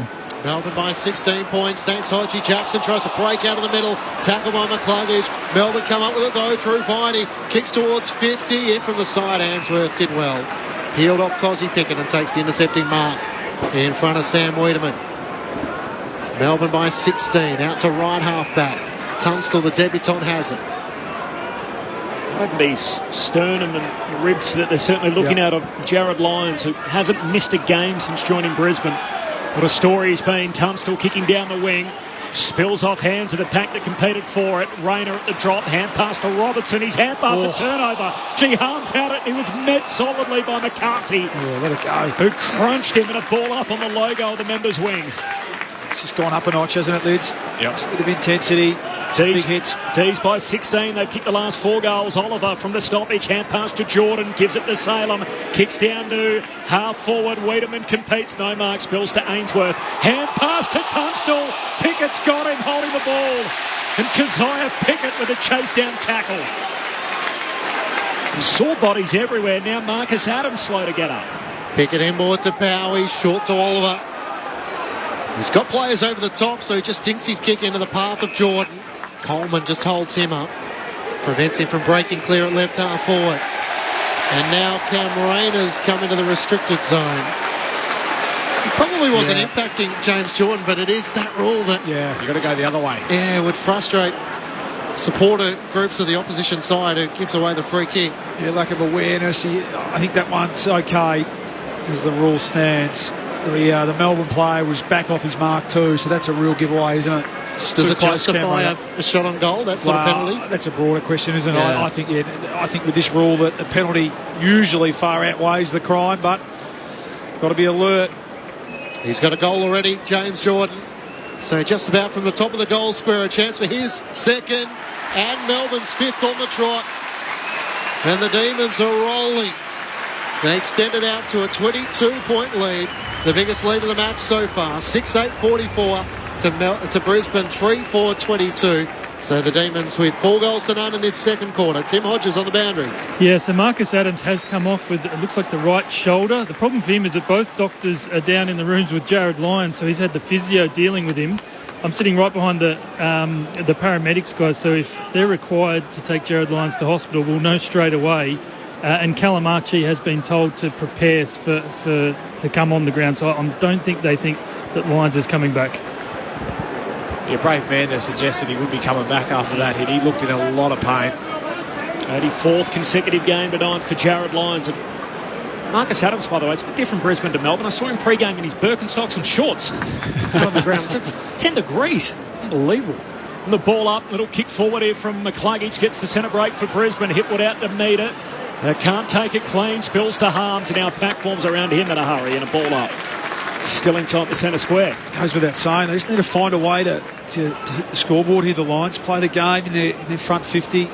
They need some marks inside 50. They've got the tall timber down there. Melbourne, the only 4 goals of the quarter. Brisbane haven't scored in the term as Viney kicks it forward. Pickett clever. Threw his boot at it to open space at half forward. Tunstall overruns it, as does Jordan. Oliver collects, gives it to Jordan. Kicks Melbourne inside 50. Spargo the target. The kick let him down. Skids out of play. 40 metres out from Melbourne's goal. Demons by 22. They've got a bit of wind in their sails as well. They've kicked the last 5 of the game. Time on second term, D's by 22. Over a quarter since Brisbane have kicked a goal back at the 19-minute mark of the opening term. McInerney and Jackson. Jackson tries to take another ruck down to Petrarca. Knocked it out to Viney. Veers out to the right from 50 towards the teeth of goal. Wiedemann and Ben Brown in the pack. Spills to the front. Oliver had it knocked away by Dev Robinson. Great work from Neil. Hand pass 2 slick from Tunstall. Onto it, Petrarca. Snaps on the right. Just over-bended it. Just a little bit too much curl on it. And he wasn't hand passing, missing to the left-hand side. Melbourne by 23 points at the 23-minute mark of the second term. He was complaining earlier he wasn't getting a handball. He certainly wasn't dishing one off there, Christian Petrarca. The game-high margin continues to grow. Reigning premiers by 23. Rich closed down, told to play on, and chipped short to Coleman. Coleman in the back pocket, out wide to Ainsworth at half-back. Tim Hodges on the boundary. This is quite remarkable. Jared Lyons has just appeared from the bench. He looks good as gold. So I can't believe that. 5 minutes ago, he looked, for sure I thought he'd be going to hospital with those ribs, and now he's ready to come back on the ground. Amazing. One tough hombre as the kick heads down the wing from Andrews. It's coming back, though, off the boot of Stephen May. Rich and Coleman, the 1-2 from Coleman, and now he kicks down the wing. Loose footy, Jackson onto it for Melbourne. Hand pass back into traffic. Viney comes up with it for the Demons. Loops a hand pass to Jordan. He's tackled, dispossessed. Robertson close to the boundary line. He wanted that out. He got the desired result. And the umpire says spin it in front of the interchange gates. Melbourne by 23. Time on in the second term. Demons by 23 points. They've had 12 more disposals.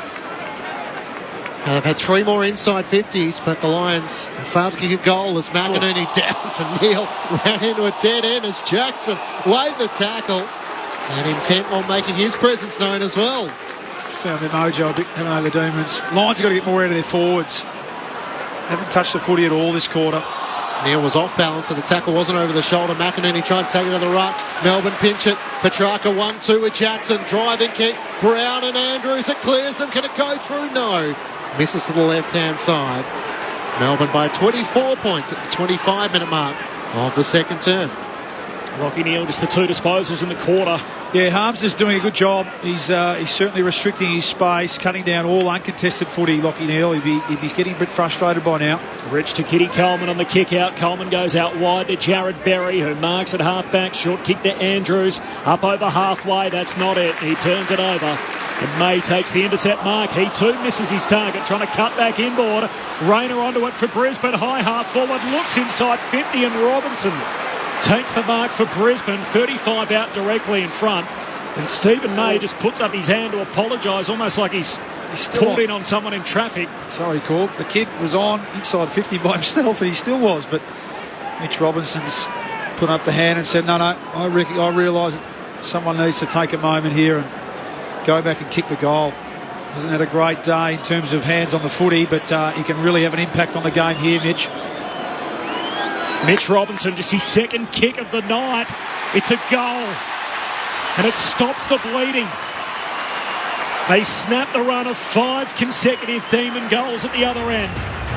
26 minutes into the second term, Brisbane at last on the board in this second quarter. 4-4-28, Melbourne 6-10-46. And Stephen May's error cost him the full price. 6 points for Brisbane. Well, you said about the Brisbane forwards needing to get more involved. It helps when the big key back just turns it straight over, doesn't it? But it's hard to get involved when your mids haven't been able to get their hands on the footy. You spoke about Harms and the ability of his job. As we see Lazarus come back out on the ground, Jared Lyons, not bad, is it? We thought, as Hodgie said, he'd be definitely going off the hospital. He looked in a world of hurt, but back out there and straight into the mix, right into the centre bounce. So well done, Jared. When you get badly winded, sometimes you can't move any quicker. Yeah, you are. You're really just moving like treacle, and then you get off down the rooms and get your lungs back, and good to see him back out there. Luke Ball and Brent Delineo with you on ABC Sport. Matt Clinch and Corbin Minimas calling the action. Tim Hodges on the boundary. The doctors have done their work. Oh, I've never seen anything like that, guys. For someone to come off the ground in that bad a fashion. As I said, I was sitting behind the paramedics who, if a player is required to go to hospital, they take them. They had their bags packed ready to go down to the rooms, and now he's back on the ground. Amazing. McInerney one down the tap, but straight to Oliver. Hand pass to Viney. Kick to half forward. Awkward ball for Rich. Oliver back onto it. Hand pass to Harms. The instant response. James Harms from 35 metres out directly in front. And Melbourne, well, they're at full force and they're charging forward like that, and they're a hard machine to stop. The Demons answer straight back. It's a 24-point margin. Harms with his second.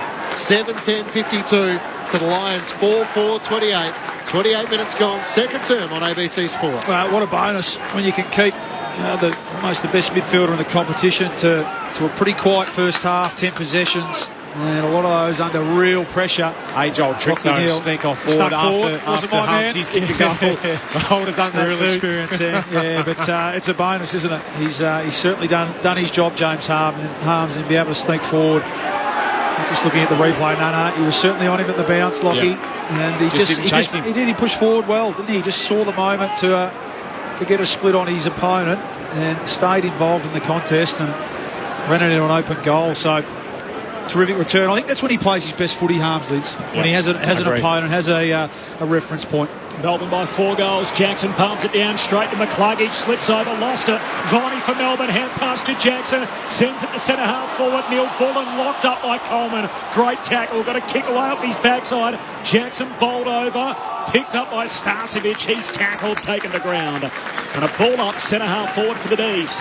Goal-saving decision, Kitty Coleman. He's been one of the Lions' best. He's really held up this quarter under fierce pressure. He's had 9 possessions too. McInerney out muscles Jackson, grabs it out of the ruck, kicks in the middle of the ground, whistle on the play, free kick going Brisbane's way. And it'll come back to Danaher. And he's jumper tugged by Stephen May. We'll get the free kick inside the middle of the MCG. So the D's by 24 points, half-hour mark, second quarter. Danaher veers out to the left, straight down the middle. McInerney, McStay brings it down. Bowie for the Demons. Hand pass to Hibbert. Too slick. And now becomes the tackler with the footy stuck to Lachie Neale's chest. Left forward pocket. 35 metres out from the Brisbane goal. Jackson went early against McStay. One down the tap, then tried to dive back onto it. It spills to Oliver. Hand pass to Petrarca. Kicks the space at left half back. Spargo races after it, trying to slide in with Starcevic. It spills off him and goes out of play. Out right half forward for the Brisbane Lions. Hold on, Starcevic. She was 2v1 there. Had to get that one out of bounds. Otherwise, Melbourne away. Demons with 18-8 clearances in this second quarter. Got on top there. McInerney palms it down, but Melbourne from the stoppage again. Viney links up with Petrarca on the members' wing. Kicks to Ben Brown. 1-on-1 with Andrews. Andrews takes the intercept mark. Half back for Brisbane. Looks straight into the corridor. Rich takes the mark. Just defensive side of halfway. Pokes his pass to McCluggage.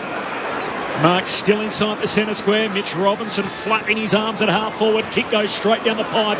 Danaher the target. No mark. Neil Bullen centre half back for the Demons. Hand pass to Spargo. Hands it away to Brayshaw. Looping hand pass to Langdon. Out on the southern side where he's been running up and down. Hand pass to Lever. Kicks from the back flank to Bedford. Takes the sprawling mark just inside the southern boundary line. Half back for the D's. Yeah, it's been 11 scoring shots to 1. Melbourne with 5-6 to the Lions, 1 straight. Bedford down the wing. Fritsch out in front. Couldn't claim the mark. Still a chance for the Brisbane Lions as Rich works it with McCluggage. Hand pass to Neale over the top. Links up with Tunstall. Now to Thomas Berry. His hand pass underground wasn't really to anyone in particular. Brayshaw back out the southern wing. Adams one direction, Fritsch the other. This time Fritsch does get a free kick. As Adams just threw his body into the contest. Fritsch long towards half forward. Racing back, Payne has to deal with Petrarca. Petrarca bounced into Harris Andrews' shoulder and he's slow to rise. Payne with Rich the 1-2 and then back to Rich at left half back. Rich moves it on quickly out to Adams against the boundary line, southern side. Hand pass to Payne, kick smothered. Neil Bull on the 1%er. Ricochets to Langdon, hand pass to Oliver. Hands at the centre half forward. Jackson, short kick, he hits up Ben Brown, who marks 30 out directly in front. Look at Jake Lever. He's just sprinted from centre half back to go up to Alex Neil-Bullen and say, well done, mate. That is your goal. God, that was good pressure. They looked like they were out. And then they get another handball. They looked like they were out again, but just couldn't quite get someone free to be able to knock that one away. Well done, Neil-Bullen. Full length to smother. As we see Christian Petrarca headbutt Harris Andrews on that play. I wonder he's a bit sore.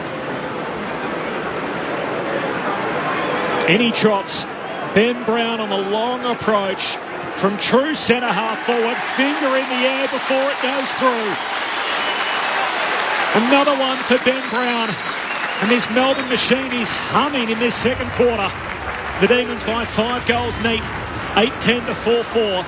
33 played second quarter. Yeah, it's been a good battle for the big fellas down there, Brown and Andrews. I think Andrews has had the better in this quarter in some one-on-ones. He's been back to his best in terms of being able to intercept mark, and you certainly couldn't hang him out to dry there with that one. As you said, that was a direct result of some terrific forward pressure from Alex Neil-Bullen, who spoke about score involvements. Well, he doesn't get a stat for that, but he's directly responsible for that shot at goal. And as you said, it's not natural for them at the moment, The D's, they're not quite at their best, are they? They're still having to manufacture some excitement. You saw Lever round some of his teammates and run in and congratulate Neil-Bullen for that effort. They are scoring, though. The last 3 weeks, they'd struggled to kick over 10 goals. They have almost 58 points by half-time. It's gathered by Lions. Lazarus back into the action. Kicks towards Joe Danaher and Eric Hipwood as the siren sounds for half-time. So what a quarter it was for the reigning premiers. They kicked 6-6 to the Brisbane Lions. 1 goal. They dominated the clearances 19-8 and the inside 50s 14-9. And at half-time, after trailing by 6 points at quarter-time, it's the Demons who lead by 30 points. 8-10-58 to the Brisbane Lions. 4-4-28. For the Demons, a couple of goals to James Jordan and to James Harms. Harms with a job on Lockie Neal for a lot of the first half. Individuals to Bedford. Kicked a great goal. Neil-Bullen, Sparrow and Ben Brown. Meanwhile, for the Brisbane Lions, their goals have come through Danaher, Mitch Robinson, McCarthy and Hipwood. Half-time at the MCG. Round 15 action for Thursday night footy. It's the Demons by 30 points. Luke Ball and Brett Delidio. Well, it's been a game where we thought the Lions just struggled to capitalise early, didn't they? Ball in there. When you're away from home, you need to really make the most of that. But then once, the D's found their rhythm, found their feet, they started to sniff a bit of blood, didn't they? They were at the Lions and didn't give them any time or space, didn't allow them to get their game up and going. And we talk about, I spoke about, your old teammate, one of my old coaches, Lenny Hayes. If you can't get into the game, go and lay a tackle. Joe Danaher does it, gets involved, gets their first score. But Cosy Pickett, Charlie Spargo, Alex Neil-Bullen, hardly sided in that first quarter, come out in the second quarter. Mate, they haven't blown us away with their stats, but Melbourne have certainly started to generate more ball. Clayton Oliver, we're talking about him having a slow start, 2 or 3 in the first 10 to 15 minutes, up to 22 to half-time. Yeah. Just a ball pig. Christian Petrarca the same. He's up to 16. Viney, his ability to get in and out of traffic has been... He's really taken to, for a guy that's not overly big, but he goes at the defence and then they get out the front of the stoppage, and that's where you see, James Jordan being able to capitalise forward of the play, and their half forwards, they're the ones that are reaping the benefits of that good play from Viney. Yeah, really got a top around the clearances, didn't they? That quarter, the plus 10, I think, for the quarter. And yeah, Viney, just love the way he goes about. He's the one that recognises the moment, or recognises his team's a bit flat in the first quarter, so he goes and lays an inspirational tackle. And he brings his teammates into the game. You're right, he's not the flashy midfielder, but he gets his hands on the footy. He draws tackles, he absorbs pressure. And I think he can lay a lot of the responsibility for bringing Oliver and Petrarca into that game in that quarter. And you could just see, as you said, they're better players. Once they started to get a bit of a sniff of playing that Melbourne way that we've been used to over the last 18 months, it started to come together. So not quite clicking. You can tell the mojo's not quite there, but when Pickett's up and tackling, and even Fritsch had a better quarter that quarter, didn't he? And Neil Bullen we spoke about with his work rate. It's just starting to. It's hard work from the moment, but it's just starting to click, and it's starting to show on the scoreboard too. It was a pretty dominant quarter, really. They were able to really stem any sort of flow that Brisbane had when they had the footy. And on the flip side, Brisbane's forwards, I reckon they'll get a decent rev up at half time. I thought they were well and truly comprehensively beaten that quarter. When the ball was in the air, Lever was dominant, May was dominant, and then when the ball was on the ground, they really weren't able to get their hands on it or lay that pressure in that front half to be able to keep the ball in their forward 50. And as a result, their defence was under pressure that whole quarter. So Lever outstanding in that quarter. He was 8 touches, 6 of those were intercepts. Yeah, that's right. So when you look at 18 scoring shots to 8, they're probably lucky if they are. They're still somewhat in touch. It's just hard to see them scoring any other way than out of the centre bounce, Brisbane, at the moment. Would you say they're lacking that speed of the boys that went out of the team? Like, they can just open the game up a little bit more, their ability, and they play that run and gun style, don't they? So that's where I feel like... Yeah, Bailey, Zorko. Yeah, and I think McCarthy's first quarter, I think you could, showed signs of being able to pick up the slack there, but it's probably fallen away a little bit, with the first game that come in, some, experience Neil there, young well Berry, and Neil being well held. It's probably exposed them a bit at the bottom end, and Melbourne have had a lines off for a big period that quarter as well, so everything was sort of a perfect storm for them not to play that well that quarter, wasn't it, essentially? So, look, they'll no doubt, they'll go in, reset, come back out, and then they're like, right, let's go, boys, this is what we need to do. Get the ball going forward. Now forwards, we need a bit of contest, and then we need to, let's work a bit harder, because we saw Charlie Cameron right up the ground that first quarter, hardly sighted him that he had one touch, one handball for that quarter. So, yeah, it's plenty of work to do, but certainly not lost yet. And Melbourne made them pay in that second quarter. Not so much their key forwards that you'd expect, but Harms and Jordan, they're hard-working midfielders who can get in dangerous positions. Yeah, I mentioned that I think from here on, I like Harms with a roll. We know that they've got brilliant ball winners through the middle of the ground. His point of difference can be go and play on the opposition's best midfielder. Starting point. Exactly. Reduce his influence, reduce the uncontested possessions, and that's the key. And that's what Brisbane weren't able to do for Oliver that quarter. So, yes, he's always going to win the footy around the coalface, as is Neil, and he's had to work really hard for his possessions. But it's the ones you can cut out around the ground that allow them to get their confidence up, allow them to get those numbers up. If you take those out, then the pressure falls on to the remainder of the group. And Melbourne's midfield group completely overwhelmed Brisbane's that quarter, largely due to the role that Harms was able to play. And then he gets forward and kicks a couple of goals himself. So Simon Good would be wrapped with how that's gone to this point. Melbourne winning the clearances and plus 31 in the contested position to half-time. The Demons by 30 points at the main break. This is Grandstand AFL on ABC Radio, ABC News Radio and ABC Sport Digital. Let's get the latest from the ABC Newsroom.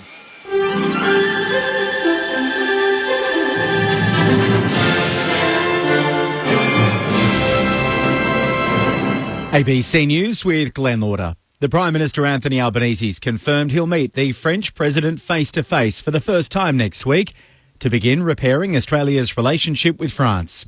The diplomatic relationship hit rock bottom when Emmanuel Macron accused the former Prime Minister Scott Morrison of lying to him about the future of a $90 billion submarine deal. The contract was torn up last year, and the Albanese government has since given the French an $830 million payout. Mr Albanese says he's accepted an invitation from President Macron to visit after next week's NATO summit. This needs to be a relationship that's nurtured, not damaged. We're undertaking to do that, and next week's visit is a very concrete sign of the repair that's been done already. The opposition leader Peter Dutton is backing the Australian military's continued presence in the South China Sea, despite a recent dramatic confrontation involving a Chinese fighter jet.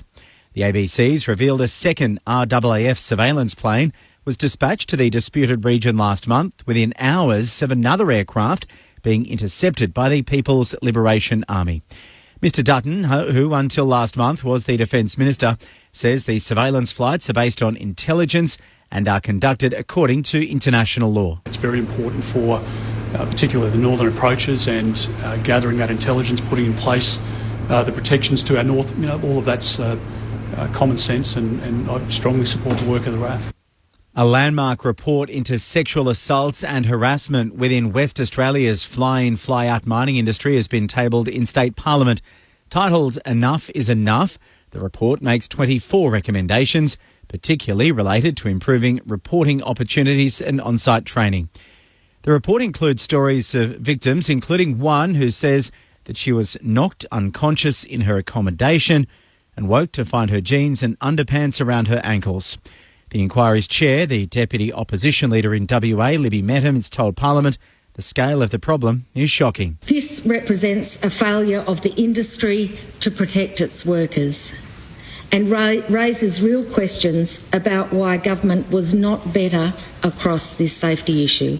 A UNICEF aid worker says a combination of wet weather and the devastating earthquake in eastern Afghanistan has resulted in the collapse of thousands of homes. Desperate aid teams and locals are digging through rubble, hoping to find survivors of the magnitude 6.1 quake, with more than 1,000 already confirmed dead and 1,500 injured at least. The UNICEF spokeswoman for Afghanistan, Sam Mort, says the region's poor quality housing has had an impact on the death toll. It's a very impoverished area. The homes are very simple. They're built of mud bricks. And we've also had a lot of heavy rain in the last couple of days. So the combination of the earthquake and the rain really impacted the homes. Australia's Defence Force Chief has taken a stand at the Royal Commission into Defence and Veteran Suicide. General Angus Campbell has admitted the ADF hasn't done enough to reduce suicide in its ranks. He also said there were inconsistencies in the way such deaths were recorded and reported by the military. General Campbell's told the hearing in Townsville, culture, privacy and support are all key areas that need improvement. Samsung Australia has been fined $14 million for misleading consumers about the water resistance of their smartphones. The company was taken to the federal court in 2019 after running an ad campaign that claimed its Galaxy phones could be safely submerged up to 1.5 metres deep in water for 30 minutes. The Competition and Consumer Watchdog says the water resistance claims were an important selling point for a series of phones, of which more than 3.1 million were sold in Australia. The ACCC is urging anyone who's bought a Galaxy phone and has experienced issues to contact Samsung Australia. And a black former Tesla worker who says he was harassed and insulted while working at the company has rejected a reduced payout of $22 million awarded by a court. Owen Diaz worked at the Tesla plant in 2015 and 2016 before quitting and was originally awarded more than $198 million in damages for the emotional distress and punitive damages in the case. But a judge slashed that by nearly 90%, which Mr Diaz has now turned down, according to a US court filing. You've been listening to the latest from ABC News. Nominations for your Australian of the Year are now open. It's time to reflect on your community and who you admire. It's time to show your respect by nominating and acknowledging them. And it's time to celebrate their story, their contribution and their generosity. I'm Hamish McDonald, and I'd love you to nominate an inspirational Australian who you think is worthy at australianoftheyear.org.au. The 2022 AFL Premiership season. Grandstand AFL. On ABC Radio and ABC Sport Digital. The kick from McInerney out to half-back. It's turned over, though. Demons win it. His lever, hand pass to Salem. Hooks a kick inside 50. Climbing for it, Ainsworth. Spills down to Jordan. Hooks it back over his head and through for a goal. Lever goes long to half forward. Jackson and Andrews both down there. Andrews spoils, but straight to Spargo. Hand pass releases Neil Bullen through centre half forward. Outside of the right foot. Bounces it through.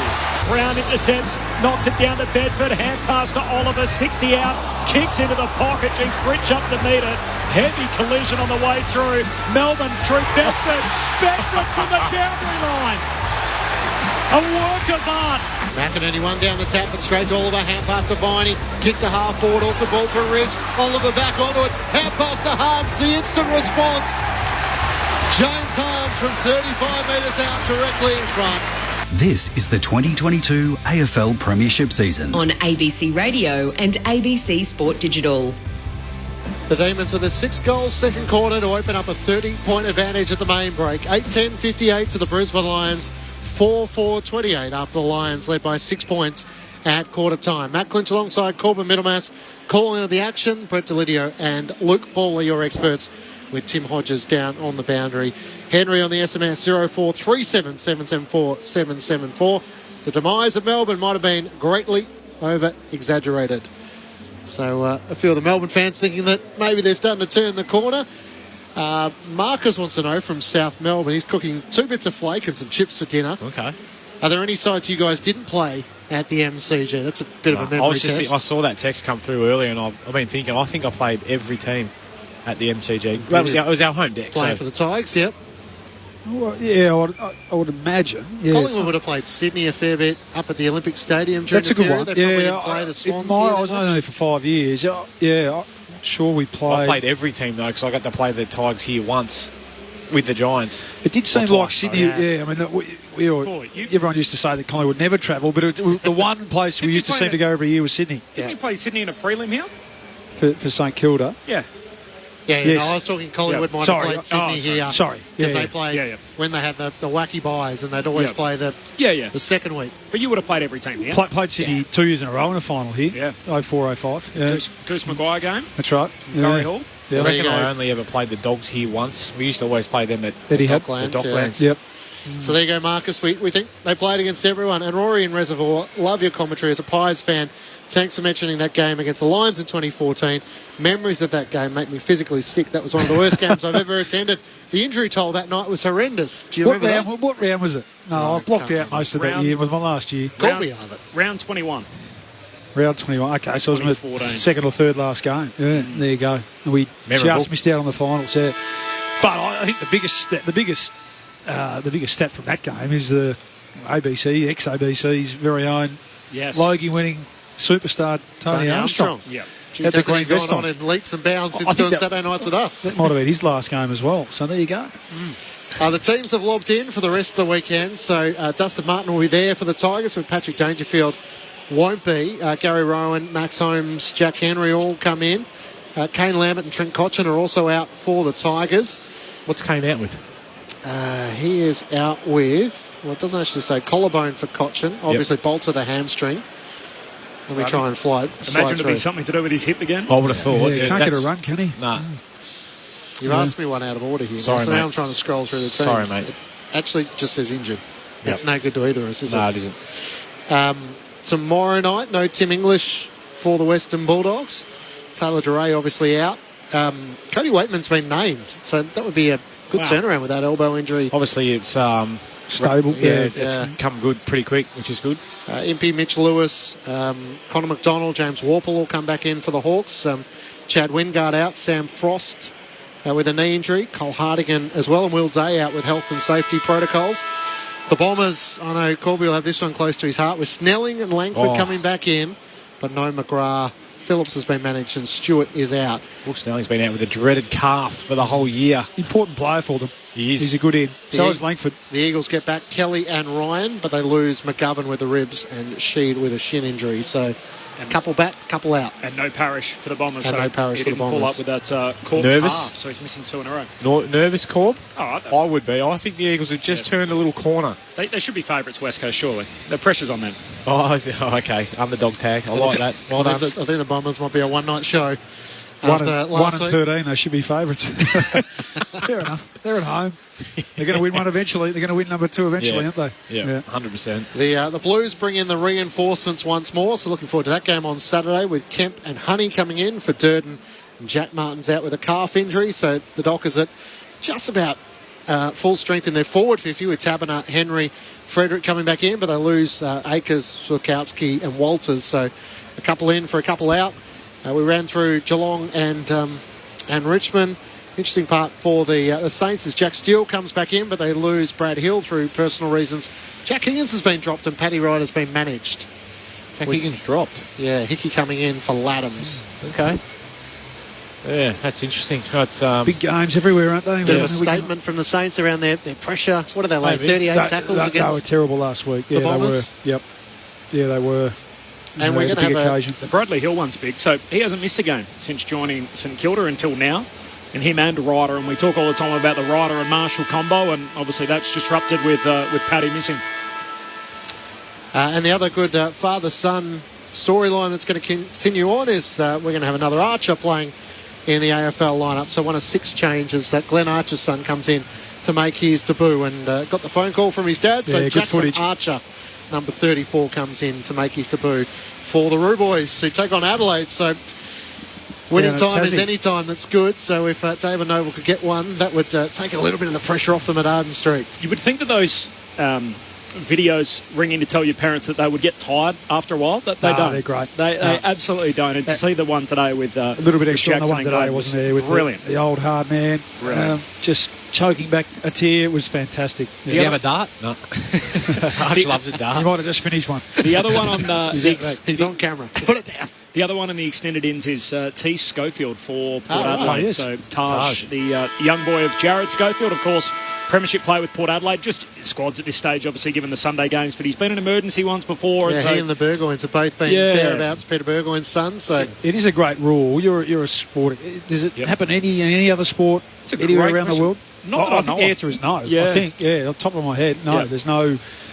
It might happen by chance, but not. There's no rule around it. There's not at all. I mean, we've lived through probably the greatest player I've ever seen in Gary Ablett goes to Geelong under the rule, and yet I would say there's almost zero appetite for it to change. I don't think there's anyone that thinks it doesn't belong in our game. I think now that you pay fair value for them, which you didn't back then, and in fairness, Gazza was a round 2 pick. I think he was at the time anyway. Yeah. But now that you have to pay fair value for them, I think it's a. Yep.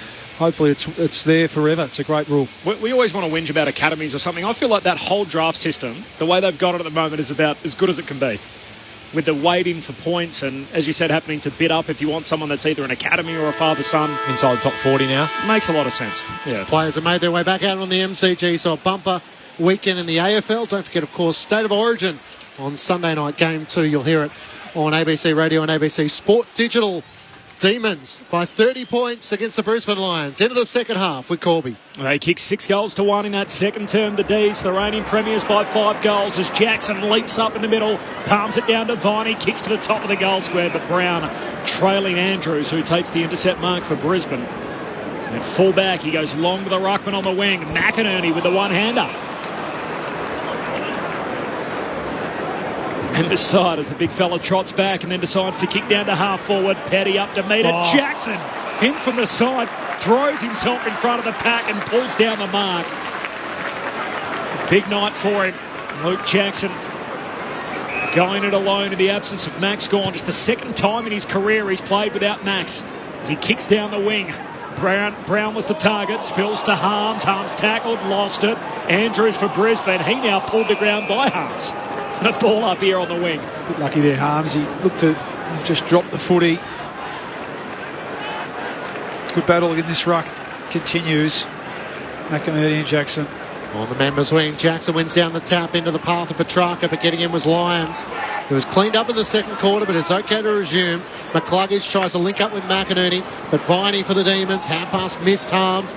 Gathered, though, by Tunstall, who kicks the Brisbane Lions inside 50. Hipwood back with the flight. May off his opponent, gathers. Hand passes boundary side. Petty should be able to gather. Hand passes around McStay, but took the ball over the line in the process of doing so.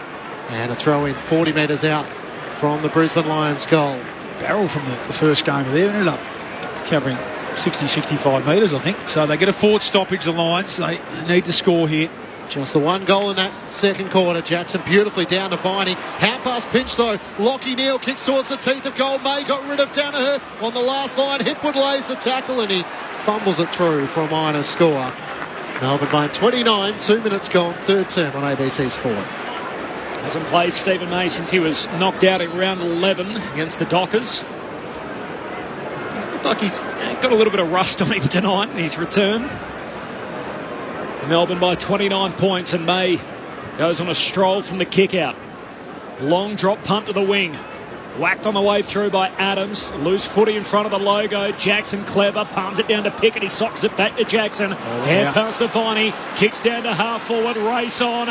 And Pickett running like a track star after it. He leads Rich to the footy but runs out of room. And a boundary throw in half forward for Melbourne.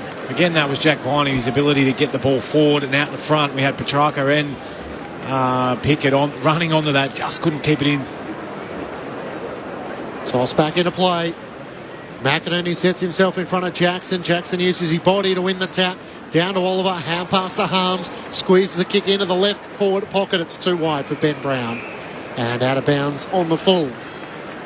SA from Bayswater in WA says around the draft, Colby, the domination of elite private schools is a concern for mine. Of course, the private schools play a pivotal part in the draft, but also, I guess, some of the local footy teams with the mid-season draft, the Sample and the Waffle, which have had their fair share of players selected. Andrews long to half-back. Tunstall for the Brisbane Lions, trying to knock it out. McStay, hand pass to McCluggage, he's tackled immediately. Oliver for Melbourne regathers it. Hand pass to Salem, kicks towards Petrarca.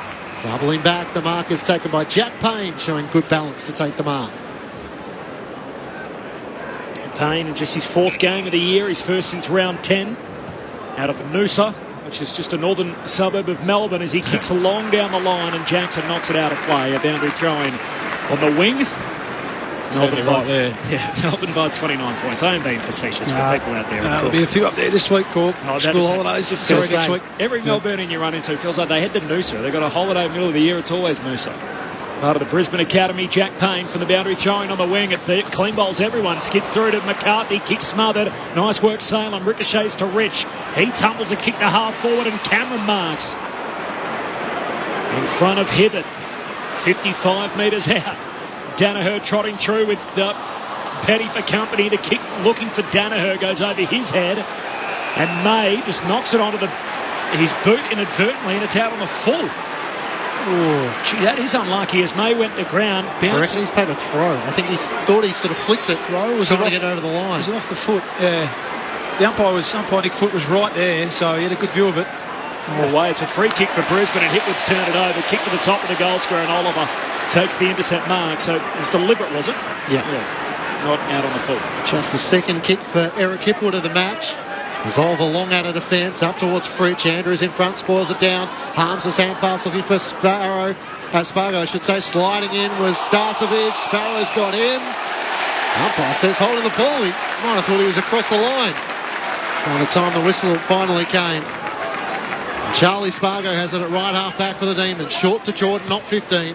Runs away from Neil, kicks towards half forward. Fritsch against a couple. Andrews from behind knocks it down for Brisbane. Then tackled by Viney. Didn't get a hand pass away. And Captain Jack without the captaincy anymore, but he is leading by example tonight. Great tackling. And Harris Andrews a bit sore with the right shoulder. And so Viney's just going to run straight around him. Now off his preferred left boot, kicks to the top of the goal square. Jackson swats it down. Ainsworth tackled hard, taken to ground by Bedford.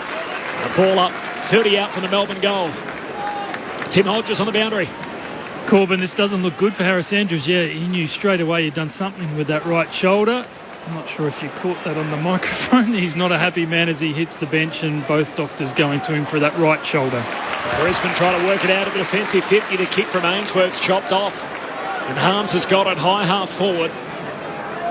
Congested forward 50. Lays it up for Fritsch, who hits up to meet it. Can't complete the mark. Spills to Ainsworth, and again he can just bomb it out of defence. Viney in from the side, takes the mark. As Neil and Harms scrapped for it. Just been superb, this bloke. Right from the start. Starting to find his best footy. Jack Viney, who puts it towards Jackson, flying the pack. Can't take the mark. Payne's hand pass to Charlie Cameron in the back pocket. Hand pass to Jarrod Berry. Drives the kick out of defence. Hibbert sits underneath it. McStay makes the contest. Clears the two. Lever at the back. Reloads. Back inside 50. Ben Brown. Fritsch is there. Fritsch is dragged down. But it's a Brisbane free kick. And it's going the way of Marcus Adams on the last line for the Lions. Ben Brown just had a hold of him over the shoulder. Brisbane can get out of defence. The kick from Rich off half-back down the line, and a mark taken by Hipwood in front of Harrison Petty. Hipwood rocking the old school Copa Mundials. Love that throwback to Jay Brown. His black Adidas boots. There's Hipwood with a high arcing drop punt down to half forward. Danaher goes for a fly on the shoulders of May. No free kick. Melbourne win it anyway at half back as Brayshaw down to Jackson to Salem, and now May floats a kick down the wing. Off hands it spills to Jordan. Hooks his kick back on the 45, and Payne with Brown in the air, and Payne takes the intercept mark. Tries to pull the trigger into the corridor. Kicks it straight into Petrarca. Spills to Bedford. Hand pass to Neil Bullen. Through centre half forward. Oliver on the run. Clary misses. Behind. Minor score, 30 points, Melbourne's lead. It would have brought the house down. Tim Hodges on the boundary. Chris Fagan rides them hard on the boundary. He was just at the doctors to say how long until Harris Andrews is back, and they said 5 minutes, and you could hear him say, we don't have 5 minutes. So they've run to the rooms to re-strap that shoulder to get him back on the ground. He will return, but Fagan cracking the whip. Thanks, Hodgie. Payne turns it over for the Brisbane Lions, and eventually through Harms. They work it to Christian Petrarca right on 50. Hard out to the right. So got this kick in him, Bully? I think so. He'll take his very best, obviously, but he's certainly got the distance. Got the power in those legs. Yeah, and look, Hodgie said they do need Harris Andrews back. He's just holding up here, aren't they, the Lions? You get the feeling this could get a little bit ugly if the Demons start sniffing blood here. 9 goals, 20 for Christian Petrarca so far. This is hard out to the right. It's towards the goal line, but won't quite have the journey. Front and centre, Bedford almost on it. Here's Cozzy. Do as I do. He's tackled and brought down by Starcevic. That is a great effort. Cozzy can be hard to catch. Brandon Starcevic did so. Got him in the right back pocket. Switches play. And Rich Marks up against the left behind post. Brisbane led this game by 13 points. Time on in the opening quarter. From that point on, it's 15 scoring shots to 2. Melbourne have outscored Brisbane by 43 points since. As Rich goes on a run, and then a long kick down the wing is cut off by Petty. Looks back to the outer corridor. Jackson takes the mark. Hand pass to Salem. Salem just lays it up. Cozzy Pickett flying from the back. Spills down to Fritsch. Gee, Fritsch is going to get paid the mark. I'm not sure he got first touch, but he got it eventually. They did. And the mark will be paid to Bailey Fritsch. They all missed it, Corb. And he just stood Jack in the pack. Oh, a little sharp, wasn't it? Marcus Adams just got him under the ball. There was enough players around maybe just for the umpire not to see it. There was a bit of a shove in the back, but as we said, Leeds, they're just hanging on here, the Lions. There's a chance they get blown out of the water in this third quarter if they're not careful. However they come about, Bailey Fritsch on the finish pops it through, and more of the same to start the second half. Another Melbourne goal. 16 of the last 18 scores in the game for the Demons. Melbourne by a new game high, 36 points, 9-11 to 4-5. 11 played third quarter. It's pretty damning, that one, isn't it? 16 of the last 18 scoring shots. They've really dominated the last quarter and a bit, if not a bit more. Finally, they found their feet in that first bit of that last first quarter, and then all the way through that second. They've started really well here, but it was the way they set up. It was Petty coming off, taking that intercept mark. Jackson doing his work there as well. Their ability to help each other out in the air and intercept just makes it near on impossible for those key forwards and big boys from Brisbane to get involved. Voice of Brett Delidio with you on ABC Sport. Bailey Fritsch, one of 5 players who's kicked a goal in every game so far this season. 7th individual goal kicker for the Demons. Out of the middle, McInerney does it himself, kicks inside 50. Here's Link McCarthy, can't quite get onto the end of it, spills off Hipwood, back towards McCarthy, tackled by Lever, and Hibbert thrown to the turf. A ball up 25 metres out from the Brisbane goal. Well, they kicked 1 goal since the first quarter. Up it goes.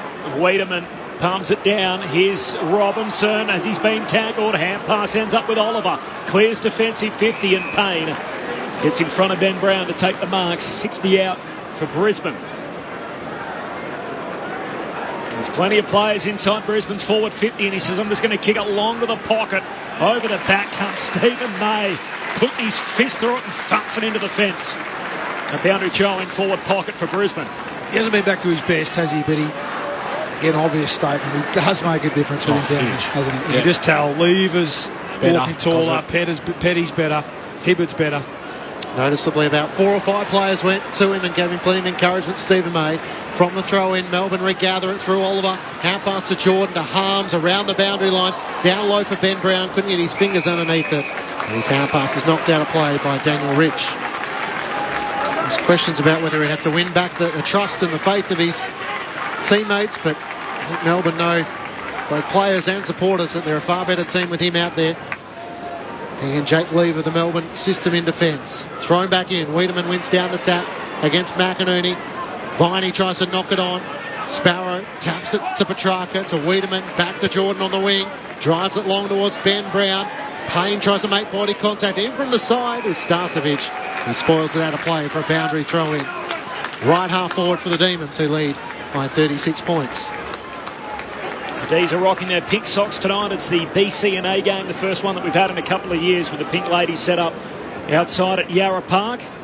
pinkladymatch.com.au if you'd like to donate to a great cause. And the boundary throw in, Petrarca, hand pass to Wiedemann, kicks to centre half forward, knocked away from Pickett. Cameron had it, lost it, coughs it up. Fritsch, high half forward for Melbourne, hand pass to Bedford, kicks into the pocket. Keziah trying to reel in a one-hander, can't, follows up, shakes the tackle, bangs it through. Up into the second deck, and they can't lay a glove on him. Keziah Pickett walks it in for the D's. 14 played, third term. Melbourne's lead continues to grow. Out to 7 goals now. 10-11-71. Brisbane in their wake, 4-5-29. Well, it was a great goal, but I want to highlight the tackle Christian Salem on Charlie Cameron to burst out across the centre half forward there, and he looked like he was about to break the game open and take it and really excite the boys, but Christian Salem right on his hammer. Great tackle. Ball spills out. Toby Bedford spills onto it, gets it over the top to Pickett. And just that ability to hold onto the footy while you're being spun around 360 and pop it through, and then give a little shush to the Brisbane Lions crowd down there. He did.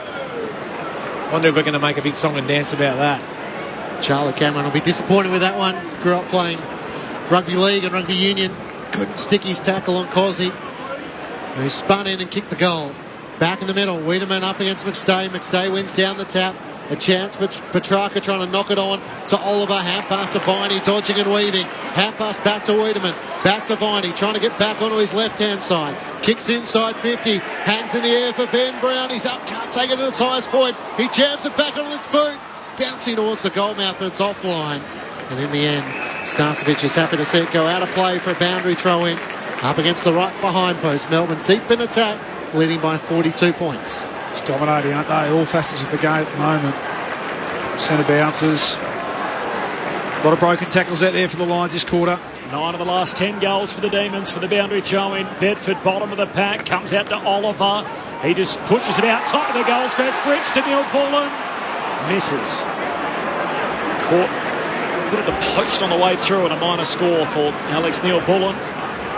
Every score is a new game high for Melbourne. They're up by 43. 15 played third quarter.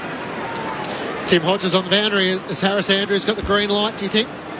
He is back from the rooms. That right shoulder is heavily strapped underneath the jumper, but he is right to come back on the ground. Thanks, Hodgie. Rich long out of defence towards Hipwood. Couldn't take the mark. McCarthy tries to knock it on. Petty sees it over the boundary line for a throw-in. Right half forward for the Demons, who lead by 43 points. Greg from Bendigo wondering, guys watching it on TV, it looks like there's a heap of throwing going on. Is that your impression? Yeah, there's been a lot of quick hands, we'll say. He's probably got a better view from on the TV than us. But kicks inside 50. Payne got rid of Ben Brown and takes the mark. Certainly some of the better exponents of quick hands in the competition out there tonight.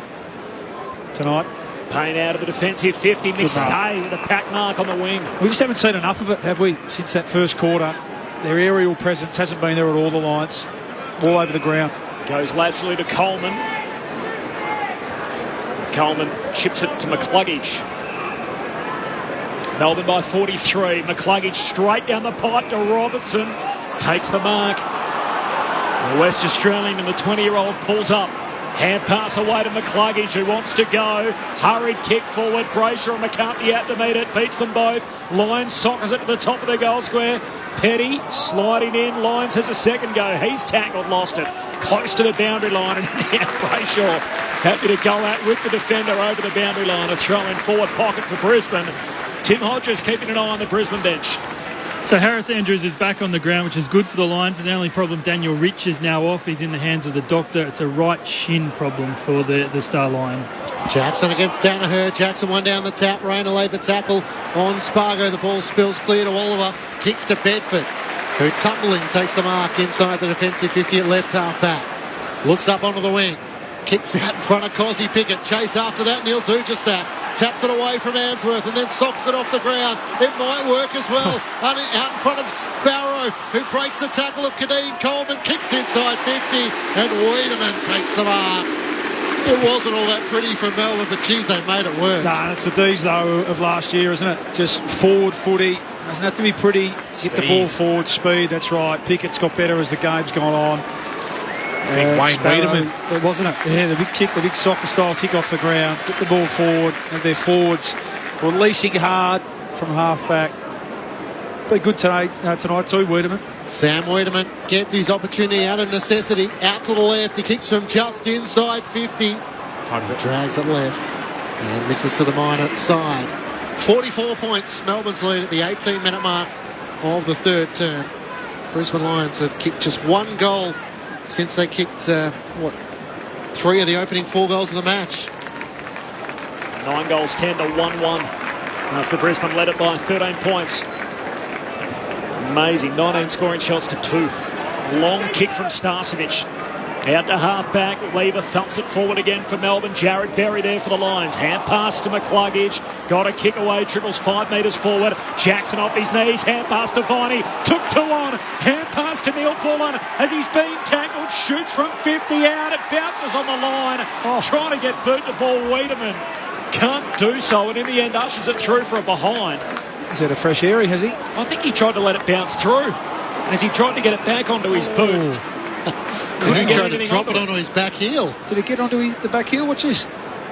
Over the line. Yeah. Melbourne by 45, approaching time on in the third.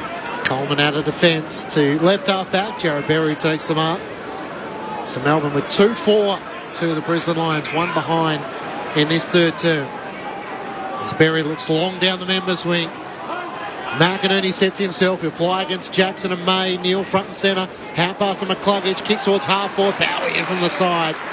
Courageous throwing his body into the aerial contest and coming down with the mark. Turns and kicks to Stephen May, who marks boundary side members' wing. The driver kick up towards Ben Brown. He and Harris Andrews resume their battle. Adams in from the side. Punches it down. Awkward bouncing ball for McInerney. Tunstall did well to get it to the advantage of McInerney. He goes a barrel down the members' wing and it works out. Joe Danaher marks on his chest. Joe goes across the ground to Neil, who had just the 3 touches in the second quarter when Melbourne took over. Bit of company from James Harms. He kicks across the ground again. Opposite flank to Mitch Robinson. He loads up from 52 out, kicks a cannon. He dobs it. And despite a lack of scoring, Mitch Robinson has both hands in the air to celebrate. A second for Mitch Robinson. He's the only Brisbane player to have kicked a goal after quarter time, and he's got 2 of them. Brisbane 5-5-35, Melbourne 10-14-74. 21 travelled third term, Melbourne by 39. It was a good goal. He deserved the celebration. He's trying to inspire his boys, isn't he? I was watching Charlie Cameron do his work, and it's great defensive work from Harry Petty. I thought his ability to stick on him for a guy who's so much quicker than him, but he's let up, and Mitch Robinson's just knocked it over his head straight through for a big goal. I didn't see him go over to him and give him a pat on the back, but what's evident for me, Ball, is just the ability of Melbourne to defend the ground, and their spacing between each other is just so... It's perfect. They've got back to that, I think, and that's it. That's what their one wood has been over the last journey of the last 12 months. Brett Delidio with you on ABC Sport.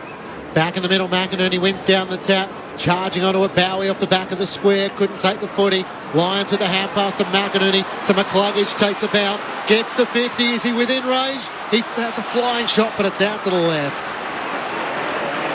And the type of one you'd like to finish. Would have been back-to-back quick goals. Melbourne by 38 points.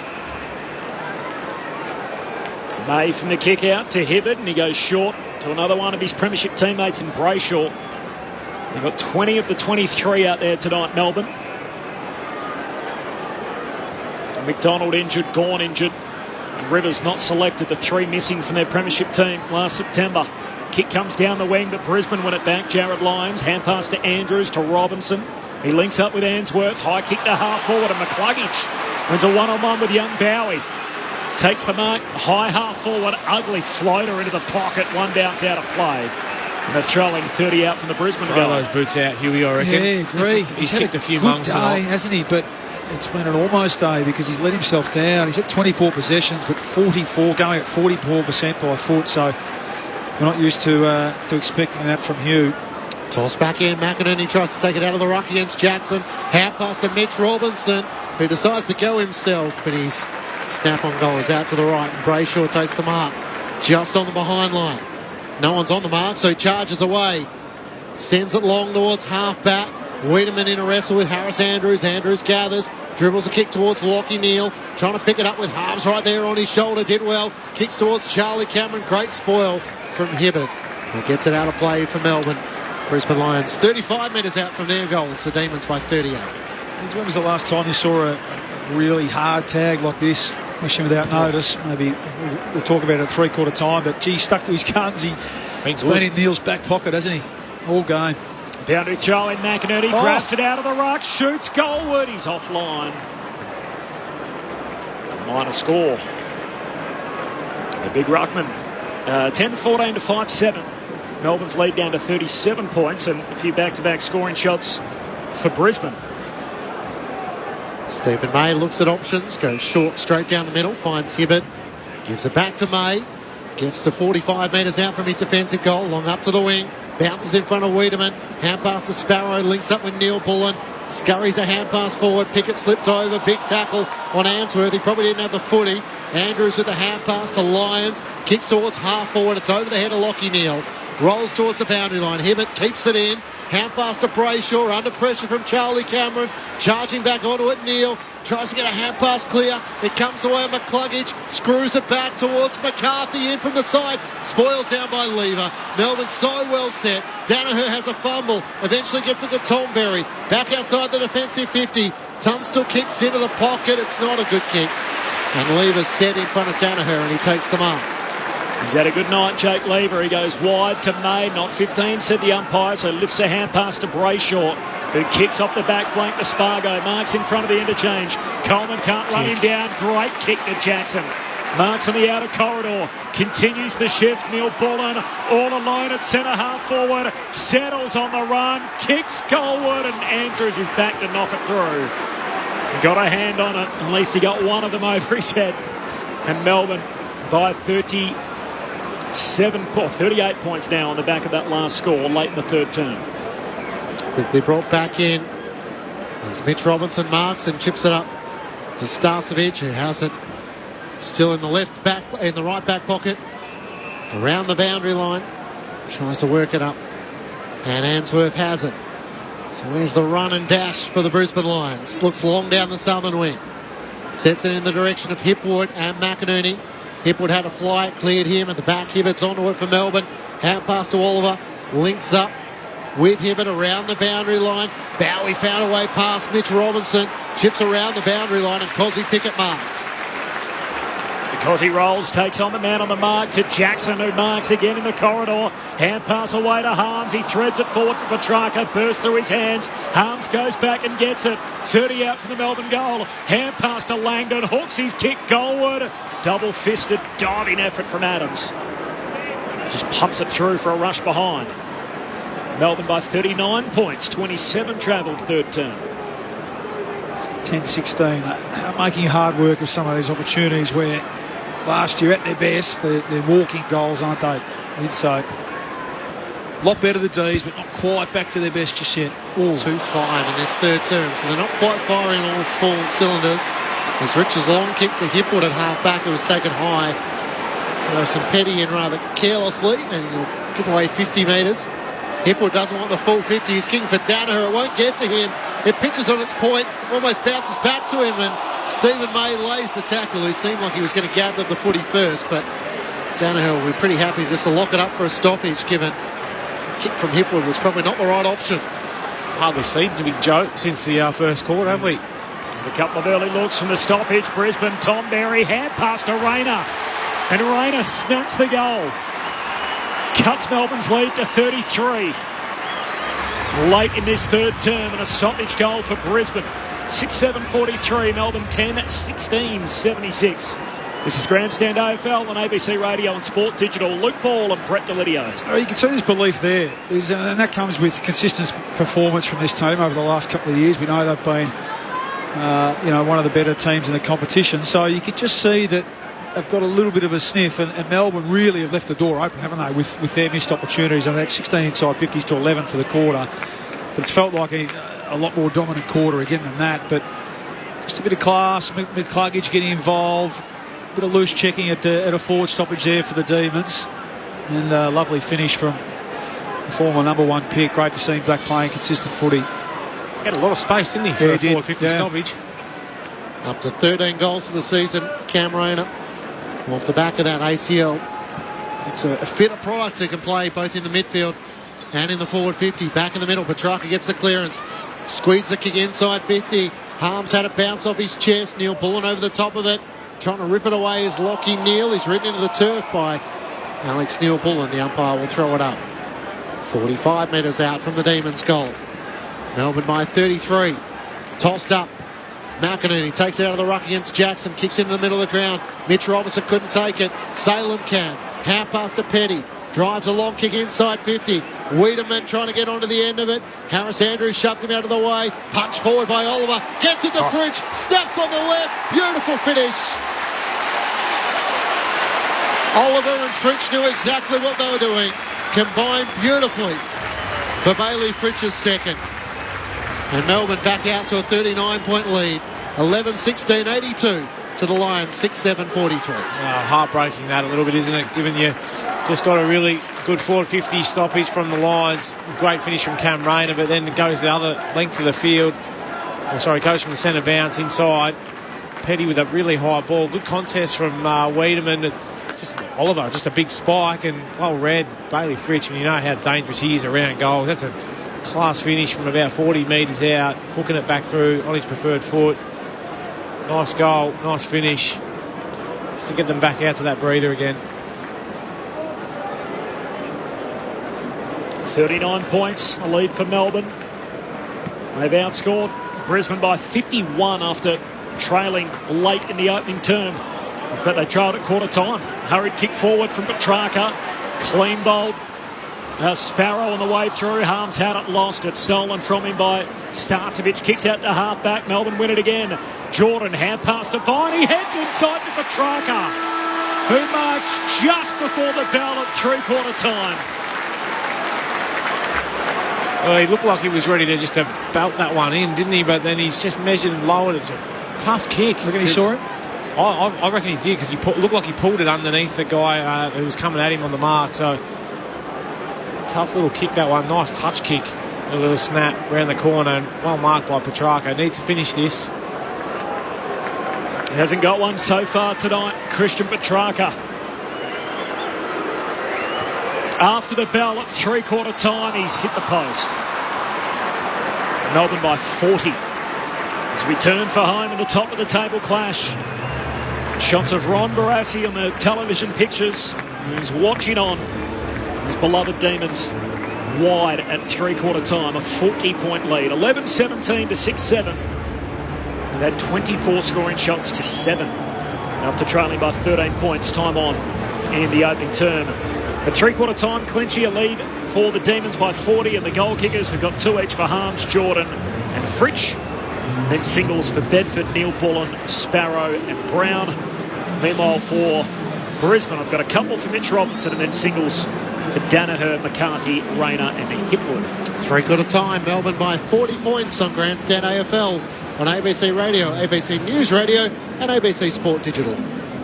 Winter on ABC iView is chilling. I mean thrilling. I may have found something. You're still playing the same old game of chess. So what game are you playing? With entire seasons to keep you guessing. What about loyalty? What about friendship? What you did. Dishonours all cops. Mystery drama and Troppo, chilling cat and mouse in Killing Eve, plus Total Control, You Can't Ask That, and so many more. So, when does the show start? Snuggle in and chill with the best this winter. Stream for free on ABC iView. The 2022 AFL Premiership season. Grandstand AFL. On ABC Radio and ABC Sport Digital. Jackson takes the mark. Hand pass to Salem. Salem just lays it up. Cozzy Pickett flying from the back. Spills down to Fridge. Gee, Fridge is going to get paid the mark. I'm not sure he got first touch, but he got it eventually. Bailey Fridge on the finish. Pops it through. Fridge high half forward for Melbourne. Hand pass to Bedford. Kicks into the pocket. Kazaya trying to reel in a one-hander. Can't. Follows up. Shakes the tackle. Bangs it through. Up into the second deck. And they can't lay a glove on him. From the stoppage, Brisbane, Tom Berry. Hand pass to Rayner. And Rayner snaps the goal. Mitch Robinson couldn't take it. Salem can. Hand pass to Petty. Drives a long kick inside 50. Wiedemann trying to get onto the end of it. Harris Andrews shoved him out of the way. Punch forward by Oliver. Gets it to Fridge. Snaps on the left. Beautiful finish. This is the 2022 AFL Premiership season. On ABC Radio and ABC Sport Digital. Three-quarter time at the MCG. Melbourne lead the Brisbane Lions by 40 points. 11-17, 83 to the Lions. 6-7, 43. Melbourne with 3-7 in that third term to the Brisbane Lions, 2-1. Matt Klitschko, Corbin Middlemass calling the action. Tim Hodges down the boundary. The thoughts of Brett Delidio and Luke Ball, your experts on ABC Sport. Yeah, it's been a bit of a domination, Bally, I think. We questioned it at the start of the game, didn't we? And Melbourne's ability, what are they going to be like after the break? We know they've been down a little bit, but it hasn't been as much about. And we just spoke a bit off air then. You know, the Lions have been disappointing, yes, but I think the D's are back to their best defensively in the way I mentioned it during that quarter. They're spacing between each other. No one's in each other's shorts. You know, they're not holding hands at any part of the ground. They all know each other is, and their communication is back to its best, I think. And that's obviously when Lever and May play together, that makes Petty a better player. You know, they're only going to get better when Gawn comes back in, which makes Jackson better as well. Jackson's been good today, I think. He's really tested out. McInerney got on the spread. He's had the 18 touches already to three-quarter time. But for mine, it's the Demons' ability to be getting back towards their best. They're not as at their best offensively just yet, but I think defensively they're very sound. They've suffocated the Lions tonight. Yeah, and they're quite content. They are happy to defend in the back half, Melbourne, and generate their ball movement from there, aren't they, when they're at their best, as you said. And it is May, it is Lever and Petty and Hibbert and Brayshaw down there doing just that. They've dominated around the footy. You know, they're plus 12 clearances.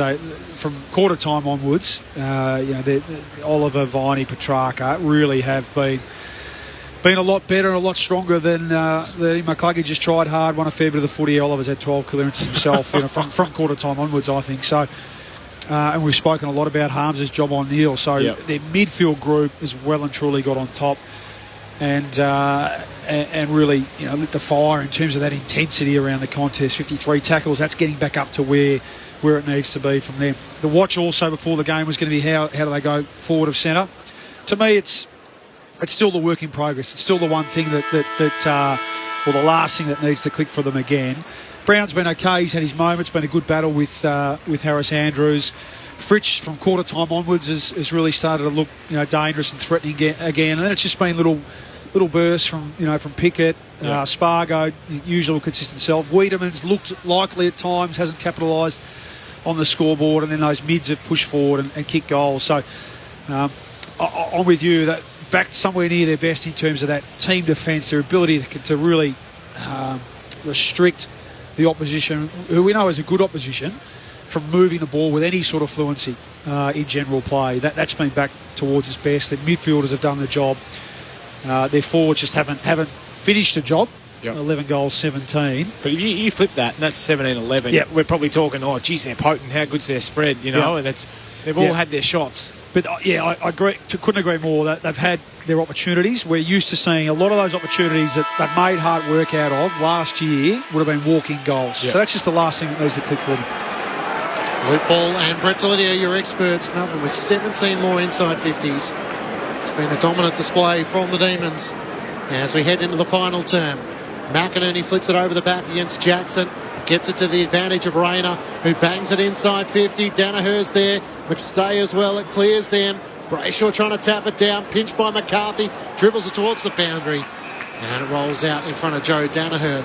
Tim Hodges, I don't know if you kept an eye on Chris Fager during that three-quarter time address, trying to muster the most out of his charges. Clinchy, he was so worked up in that third quarter. At three-quarter time, he actually walked out to the huddle and then had to go for a little walk just to calm himself down. I watched him for about 15 seconds. He was actually just watching the big screen, almost trying to compose himself before he delivered his three-quarter time address. So, yeah, he's an angry man, and probably you look at the scoreboard and that explains why. From the stoppage, Melbourne clear defensive 50, but there's a pack which forms right on the Brisbane forward 50. Clinchy mentioned the inside 50 numbers, plus 17 Melbourne's way. They're also plus 12 in clearance, plus 32 in contested possession. 15 more scoring shots and lead the game by 40. From the ball up, Lachie Neale first clean disposal, hand pass to Rich. Beautiful user, kicks inside, and McCarthy takes the mark at centre half forward, 40 out. First time for, well, it seems like all day that Lachie Neale's been able to get a bit of separation at that clearance. And I'm looking down, was Harms there? Maybe he's not there. Maybe, yeah, Harms is looks like he's forward. So for whatever reason, that tag's been shaken for the moment. And you can see how dangerous he can be. Beautiful handball to put Daniel Rich into space. And he is one bloke that you want kicking the ball inside 50. Neale's had 16 tonight, but 8 of them came in the first quarter. So he's linked McCarthy as he set shot, sails goalward and sails out to the left and stays there. So both teams less than 500 on the goal kicking. 6-8 Brisbane. Melbourne are 11-17. 2 minutes into the final term. Tim Hodges on the boundary. Corbin, Jared Lyons, I saw him come off at the three-quarter time huddle and he was still grabbing at those ribs. He's been subbed out of the game, so they're clearly not happy with exactly how he is. Especially with the game lost, he's now been taken out of the game. Callum Archie comes in. So for those who weren't with us earlier, Jared Lyons was collected in a big contest, came off the ground with rib damage, was bravely able to get back on, but now that the game's gone, he's out of this one. Thanks, Hodgie. Christian Salem has it on left half back for the Demons, leading by 39 points. Long down the members' wing. Ben Brown with a big run up, but stays, set himself in front. Couldn't take the mark. Petrarca, hand pass forward to Bedford, over the top to Viney. Left half forward. Fritsch on the lead, ignores him, goes longer and deeper towards Langdon. It bounced off his nose, almost to Spargo. The two try and combine, but a good tackle led by Jared Berry. Sees the ball out of play up against the right behind post. It's a double Falcon. I thought it was just about, wasn't it? Jeez. In a different sport, it would be a successful move, but not quite in AFL. It was. Hit both Langdon and Spargo in the bonds. From the boundary, throw-in. Forward pocket for the Demons. McInerney tries to scoop it up unsuccessfully. Jeez. Rayner just pulls down Spargo. The ump says there's nothing in that. Pack forms behind them and a ball up. Forward pocket for the D's, coming home to the punt road end. Reigning premiers by 39 as McInerney grabs it out of the ruck. He's kicked smothered. Oliver scoops it up. Hand pass to Spargo against the boundary line. Neat smother. Starcevic forces it out of play and a boundary throw in. The pocket. D's by 39 points. 11-17 to 6-8. A 39-point lead for Melbourne, having trailed the game by as many as 13 points late in the opening term. Toss back in. McInerney got rid of Jackson for the Brisbane Lions. Tumbles a kick end over end towards half back. Brayshaw races onto it. Hand pass over the top to Viney. Trying to find a way forward. Enough pressure applied. And in the end, Hugh McCluggage forced him out of play with a kick out on the full. Important they play the quarter out, the game out, isn't it? It's given the bigger picture of things. I'm sure Chris Fagan would have challenged them to win the quarter even. McCluggage takes the free kick, kicks it over the head of Cam Rayner, and Angus Brayshaw takes the mark on his chest. So their efficiency's been disappointing tonight, the Brisbane Lions, not to mention a few other elements of their game. Brayshaw long towards Ben Brown. Harris Andrews in from the side, spoils it out of play. And a boundary throw in 50 metres out from the Demons' goal. Just that little knock on Hugh McCluggage, his ability to just use it by foot. I love his power and his ability to run, work both ways, but 18 kicks at 39%. It's just not quite cutting it at the moment.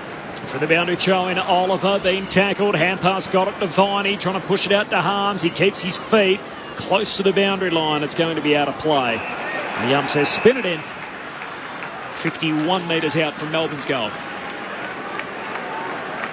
Would you throw those boots in the bin, Ball, if you had a day like that? I would be. I would say that. They'd never come out again. Gone. From the throw in, here's McInerney. Takes it out of the ruck, tackled by Jackson, lost it. Petrarca kicks to the top of the goal square. Payne just knocks it through. For a rush behind, Melbourne by 40. 5.5 played final term. You can tell the professional footballers in our box, can't you? There'd be suburban footy players who would have had the same boots for 30 years. Oh, that's true. The All Blacks? Never All Blacks. I just start handballing lids. Stop kicking. Dan Rich brings the Brisbane Lions back into play to the left back pocket for Jared Berry. He can advance it around to the defensive 50, and Lachie Neale has it. It's up to 18 disposals after being well held by James Harms, but that tight tag is off. He pulls his kick up to left half back, where the mark is taken by Berry once more. Kicks it in, a Petty on the mark. Melbourne pounce again. Out pass to Ed Langdon, away he goes. Kicks towards Petrarca, who marks just inside 50 out to the right. Looks into the pocket, kicks for Ben Brown, it's over his head. Harris Andrews and Fritsch just pinches it to him. He kicks a dribble kick that goes the wrong side of the goalpost, the right-hand side of the right goalpost, and a minor score. Melbourne by 41. Imagine lids in these moments if you're Lachie Neale and you've had the hard tag for a couple of quarters. You cash in right now, try and make yourself look a little bit respectable towards the end of the game, and that's how you start the next one. Is always my opinion. Just hope that the reputation doesn't catch on, that maybe you get it a tag the next week and the week after that. It's an interesting one, isn't it, from Simon Goodwin? Yeah. If I'm James Harms, I'm saying, let me finish the job. It's Brisbane short kicking game in the defensive half. They work their way up to Coleman, hand pass to Mitch Robinson, he turns it over. Cops the Bronx cheer from the Melbourne crowd as well as Lever takes the intercept mark. Dangerous kick back to Petrarca, who takes the one-hander. Just floats through the air. On the back of McCluggage, he gets up and pumps it long to the top of the goal square for the Demons. Slides out the back, Spargo and Pickett both there. Spargo collects, hand pass wanted Harms. Rich steals it. And Rich with the surge kick, out wide, out of bounds. Here they come. Deliberate. He charged in, didn't he? That was the big wind-up. Yeah, right decision. He's been pretty good, Daniel Rich, though. He's been in Brisbane's best 2 or 3 today. Under fierce pressure at times in the back six. James Jordan used every bit of the stand rule. Veered out to the right. He was going himself. He misses to the left-hand side. 2 goals so far tonight. Melbourne by 42 points. Of course, they face each other again in round 23.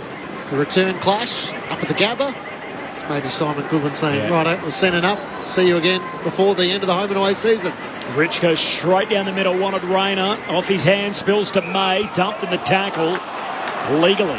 Free kick for May. It already got rid of the footy. I reckon you're on the money there, Finchy.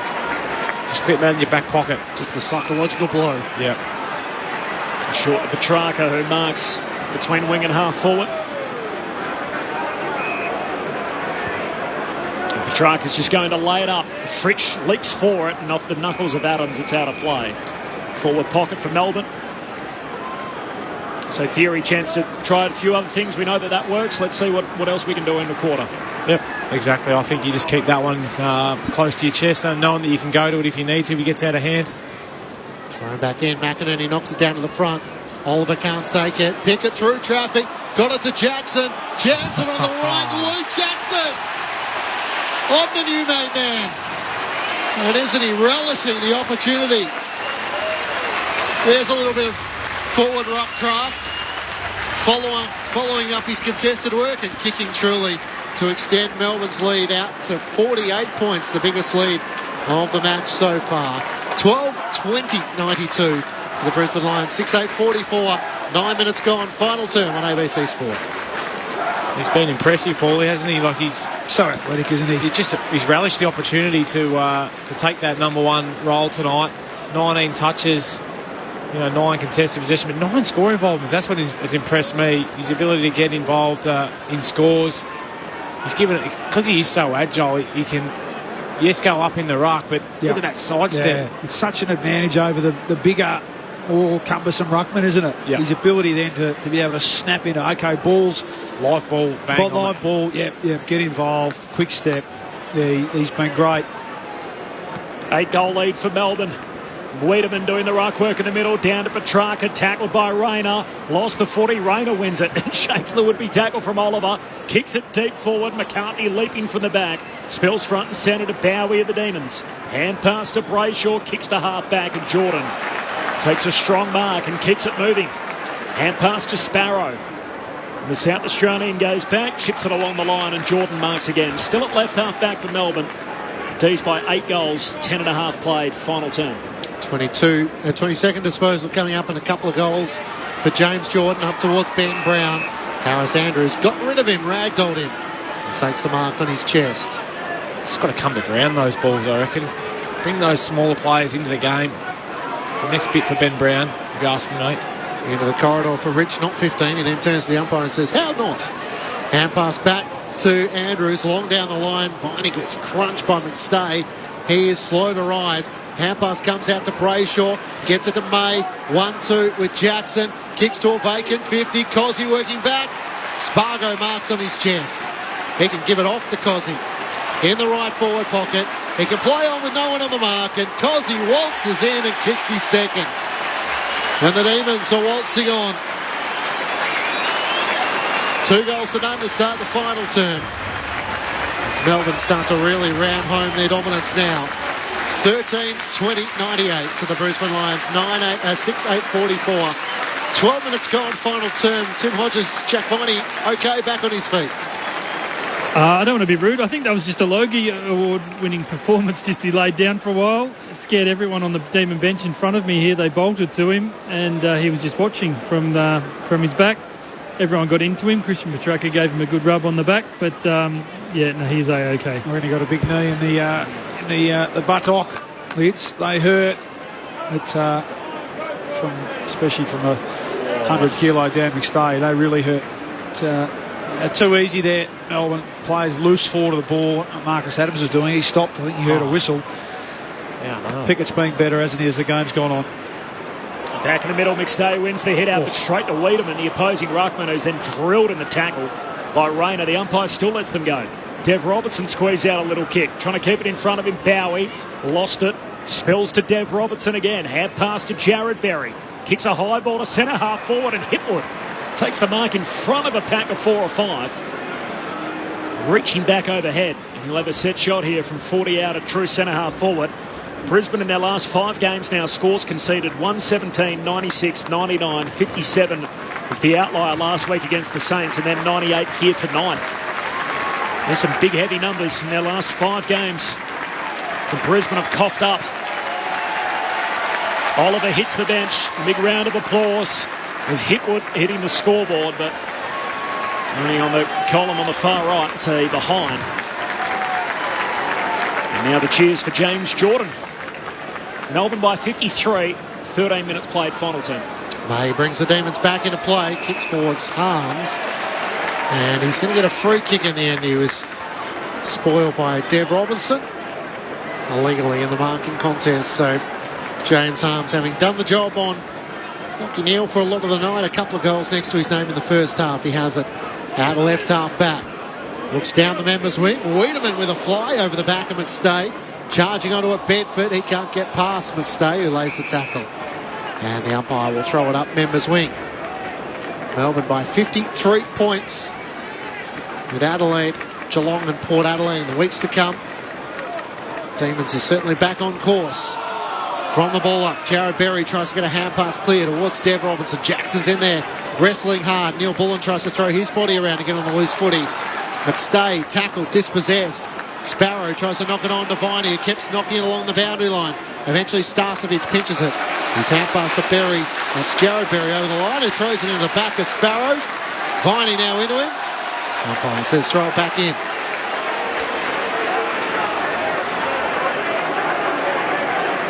Melbourne had won 6 of their last 8 against Brisbane leading in.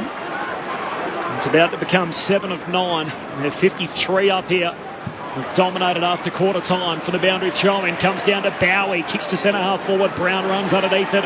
Slips out the back. Ainsworth trying to paddle it out in front of him. Langdon positions himself in front. Goes to ground with the footy. Now he's lost it. Brisbane through Ainsworth off the back flank. Hurried handball to Starcevic. Rides some contact as he kicks out of the 50. Brown competes in the air. She got Coleman on the way through. Spills down to Sparrow. Hand pass to Langdon, who's drilled in the tackle and a ball up. 50 metres out from Melbourne's goal at right half forward. Payne with that big tackle on Langdon. Lyons subbed out of the game after a heavy collision with Fritsch in the first half. Oh, right, a big hit again on Coleman as he's dumped there by Sparrow. Forces the turnover. Comes to Neil Bullen. Hand pass to Bedford. Sets up Spargo to put the icing on the cake. And Spargo dobs it. 59 points Melbourne's lead. 16 played in the final term. And the Demons have cracked the ton. They move to 14-20. 104, Brisbane 6-9-45. A new game high. Spargo with his first of the night. Well, you spoke about the icing on the cake, Corbett. It was all of their small forwards just about getting involved in that passage of play there. Cozzy Pickett, Bedford, Charlie Spargo kicking the goal. But I'll tell you what, this is why I don't like to play footy anymore, ball. He's sitting up here. Poor old Kadeen Coleman. He just got absolutely It was Viney again, mate. It was Viney again. He just buries his head into it. It's like a bull bar, isn't it, that forehead of his? But yeah, he's been the one. He's the only... Well, he was the one that was doing it from the start of the game too, that really, as I said, at quarter time, kept the D's in it in a sense and lit the fire for them to go on with it in the second half. He's just been superb, Jack Viney. The acting skipper, back in the role tonight. Great stuff. Luke Ball with you on ABC Sport. McInerney wins down the tap, follows up his ruck work, kicks a high ball towards the top of the 50. McCarthy comes out, bounces off his chest. Lever tries the one-handed pickup, did so well. Just gained possession. Hand pass to Neil Bullen. He's under the pump as he's tackled. And the umpire will ball it up with Tom Berry laying the tackle. Jake Lever, 13 intercepts today, Clinchy. Been incredible down there for the D's. Jackson and McInerney. Jackson down to Spargo, dispossessed. A clutch tackle by Jackson. Ball won't come clear. And the umpire will throw it up. Brisbane with the Western Bulldogs to come next week. Essendon and GWS in the next 3. Brisbane did lead this game by 13 time on in the opening quarter. It's now Melbourne by 59. 18 played final term. We're going to have another stoppage. No, we aren't. No, we ain't. It's a free kick holding the ball. And somehow they pluck one out Brisbane's way. McInerney, hand pass to Rich, long kick, top of the goal square, Penny. Great intercept mark, reaching over Archie, the sub. To take the intercept mark, and Petty comes out to Spargo, the goal kicker at half back. He chips short to Brayshaw. And the Melbourne members cheering every change on the bench down here as Jackson checks out and Brown back on. And Melbourne work it up the wing through Neil Bullen. Hand pass to Bowie. Hands it away to Petrarca. Sweeping hand pass to Pickett. Over his shoulder. Look away. Hand pass. Here's Sparrow. Dispossessed by Coleman. Petrarca picks up the loose ball. Turns it over. Cameron just swats it down to Coleman. He wasn't expecting it. Bowie for the Demons. Sequence a hand pass. Wiedemann to Bedford. Sells the dummy. Finish on the run. Showtime for the Demons. And Toby Bedford loves every bit of that. Sold the dummy and then finished on the run. And party time for Melbourne. A second for Bedford. And the blowout's in full effect. 15-21-10. Brisbane 6-9-45. 19 played final term. It's getting ugly, Lids, isn't it? That was just way too easy. Chain of uncontested kick mark from deep in their forward pocket. The Lions just did not go anywhere near a Melbourne opponent. They just marched the ball down the field with consummate ease, really, and then, as you said, well called. A bit of showtime for young Bedford, who has had a lot of the footy, 10 possessions, but there is something about that forward line when he's up there, isn't it? With him and Pickett and Spargo, who's a bit of a different role, gets high up the ground and works back. Charlie Cameron didn't want to touch that one. He thought, Jack Viney might be coming, so I'll just double tap this one. Yeah, I didn't love that. You've got to grab that, Charlie. You've got to grab that and take the hit. And it's been a bit of an order of the night, really, from quarter time onwards. 7 of his 11, Toby Bedford has been as the sub, unused. He's got some tricks. Viney with the clearance, kicks inside 50. Ben Brown brought it down. Now Rich has it. He's tackled, and the umpire will throw it up. 45 metres out from Melbourne's goal. At what stage has it become psychological? Melbourne just piling on the pain. 4 goals to none in his final term. Well, when you haven't won at this ground for 8 years, and albeit they haven't played a lot of footy here, and then you come here, your first opportunity, you get absolutely pizzled. Yep, it could be a damaging night, this one, for the Lions. McInerney took it out of the ruck, fires a hand pass into the centre square. Archie, the sub, into the action. Hand pass, leans it back. Tunstall trying to find a way out. Kicks back to McInerney, who marks on the defensive 50. Has Rich through the middle of the ground. Takes the mark. Can hand pass over the top to Dev Robinson. He looks in 2 minds. His hand pass won't get to McStay. Langdon got back there. Won it for Melbourne. Kicks it straight in the middle of the ground, and Starcevic has it. He looks deep forward and kicks it in the Danaher direction. A few to beat, and Lever just floats in front and takes the intercept mark. And that's his trademark, deep in defence, Jake Lever. 65 points, Melbourne's lead. He goes back and across to Hibbert. In front of the behind post. City end of the ground. 21 travelled final term.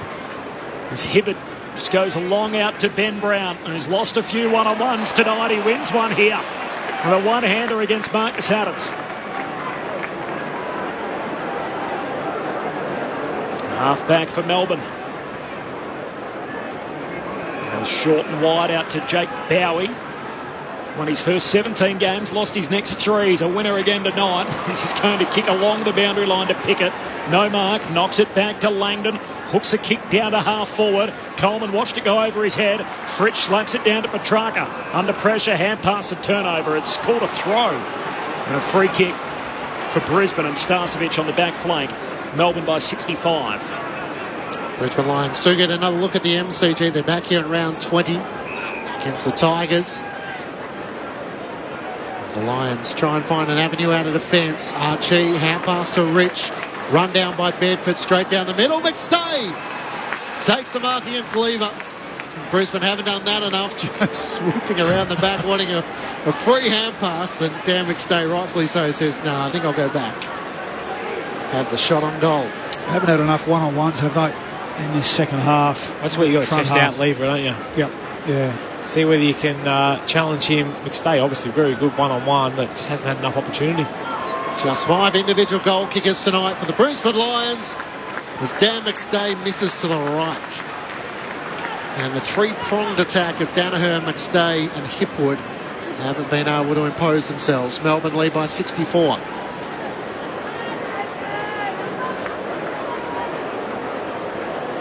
Boy, they're happy to see this man back, Stephen May, on the kick out. Long ball out the half pack. Brown competes in the pack. It slips past everyone. Petrarca collects on the wing. Hand pass to the run of Neil Bullen. Just floats a beautifully weighted hand pass to Jordan. Never broke stride. 60 metres out. Kicks to the top of the goal square. Harms deep. Ainsworth knocks it through. For a rush behind, Noah Ainsworth in the defensive goal square. Melbourne 15-21. Brisbane 6-10. Melbourne by 65 points. Time on in the final term. Henry from Melbourne leads ball. The blocking of May on Danaher has been exceptional all night. The blocking? As in blocking his run. Yep. Just bodying, yeah, I agree. Yeah, I mean, I don't know whether there's the insinuation that they missed some free kicks. I feel like he's just done it. I mean, part of it's been the ball use down there. Even that last one's a great example. He's just been able to stand his ground. And again, that's quite apart from when he, winning the footy, taking marks. That's what he brings to that back six. Stephen May. Rich into Jared Berry to Harris Andrews. Kicks up towards the wing. Eric Hipwood had a fly. Melbourne with a push in the back. Take the advantage. Viney was cannoning into once he got the kick away. Starcevic into the middle of the ground. Kicks to McStay. Hand pass to Rich. He has no one inside 50. has to tread water. Hand pass to McStay, back to Hipwood, cut past Wiedemann from outside 50. He won't be able to clear Stephen May, or will he? He does. May on the goal line, but it's sailed through. And something late for Eric, who kicks his second. So the Brisbane Lions with a goal late. Is that their first goal of the quarter? It is. 1-3 to Melbourne's 4-4. There's a lot of numbers. 15-21, 111 the Demons to Brisbane 7-10-52. Well, a great finish by Hipwood, but just talking about that work that May's been able to do on Joe Danaher. Lachie Neale's in the middle of the ground there. He's got no one to kick to. And because of the work that Stephen May has done on Joe Danaher all night, he's not willing to work to go through him to give him an option.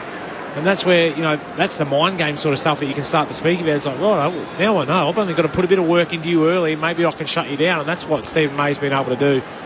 Next coach of mine who's involved down here at the D's, Mark Choco Williams. Don't play athletics. You're allowed to use your body, your bumper bars. And that's what Stephen May's done incredibly well. Melbourne members have been cheering the rotations in this final term, and no bigger cheer than the one reserved for Jack Viney. 31 touches, hits the bench, the former captain.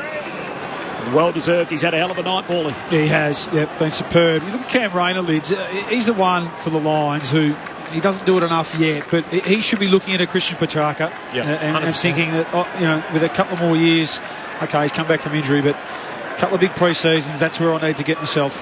After a secondary ball up, still no clean break out of the middle. Starcevic eventually a hand pass to the wing, but straight to Bedford of the Demons. Hand pass to Harms as he's been tackled, kicks inside 50. Unkind bounce for Adams, becomes tackler on Fritsch, holding the ball. Free kick for Adams. Fritsch was looking for a free and being tackled without it. It's not forthcoming. Good decision. And Marcus Adams out of the back pocket. Kicks down the wing, and Big McInerney takes the mark. Been good tonight. Have you seen the battle, Lids? I mean, both players, both ruckmen, I think, have been in their side's best 3 or 4. Been super battle. Hands it to Rich. Hand pass to Cameron. Kicks out wide. Rayner one-on-one with Hibbert. Hibbert in the box seat. Wins it. Hand pass to Jordan. Melbourne back with the footy. Kicks across the ground to Salem.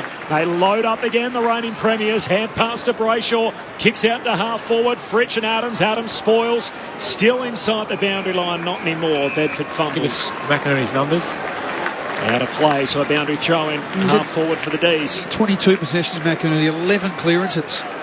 2 points. Up against Jackson, who's had 21. 9 tackles, 10 contested, and a goal. So tough to know how to score it. From the throw in, Jackson down to Viney, kicks to Fritsch, who marks in front. Little Adams could do. And Bailey Fritsch with a chance to go back and try and kick his second. Jackson's possessions have probably had a little bit more impact, certainly obviously on the result, than McInerney, but he's toiled away brilliantly. And Bailey Fritsch, after a bit of a shaky start, he started to look back to his lively best in that forward 50 for the Demons. He doesn't get a lot of the footy, just his 10th disposal coming up. But a chance to continue to pile on the pain for the Demons. Fritsch comes in with the famous number 31 in his back and points to the Melbourne fans who love that kick. Ron and Dale Barassi in the house as Bailey Fritsch kicks his third. And Melbourne back out by over 10 goals. 16-21, 117 to Brisbane. 7-10-52. 28 minutes gone, final turn. Yeah, it's a smacking, isn't it, really? They've come off the bye fresh. It's a lot of shots on goal.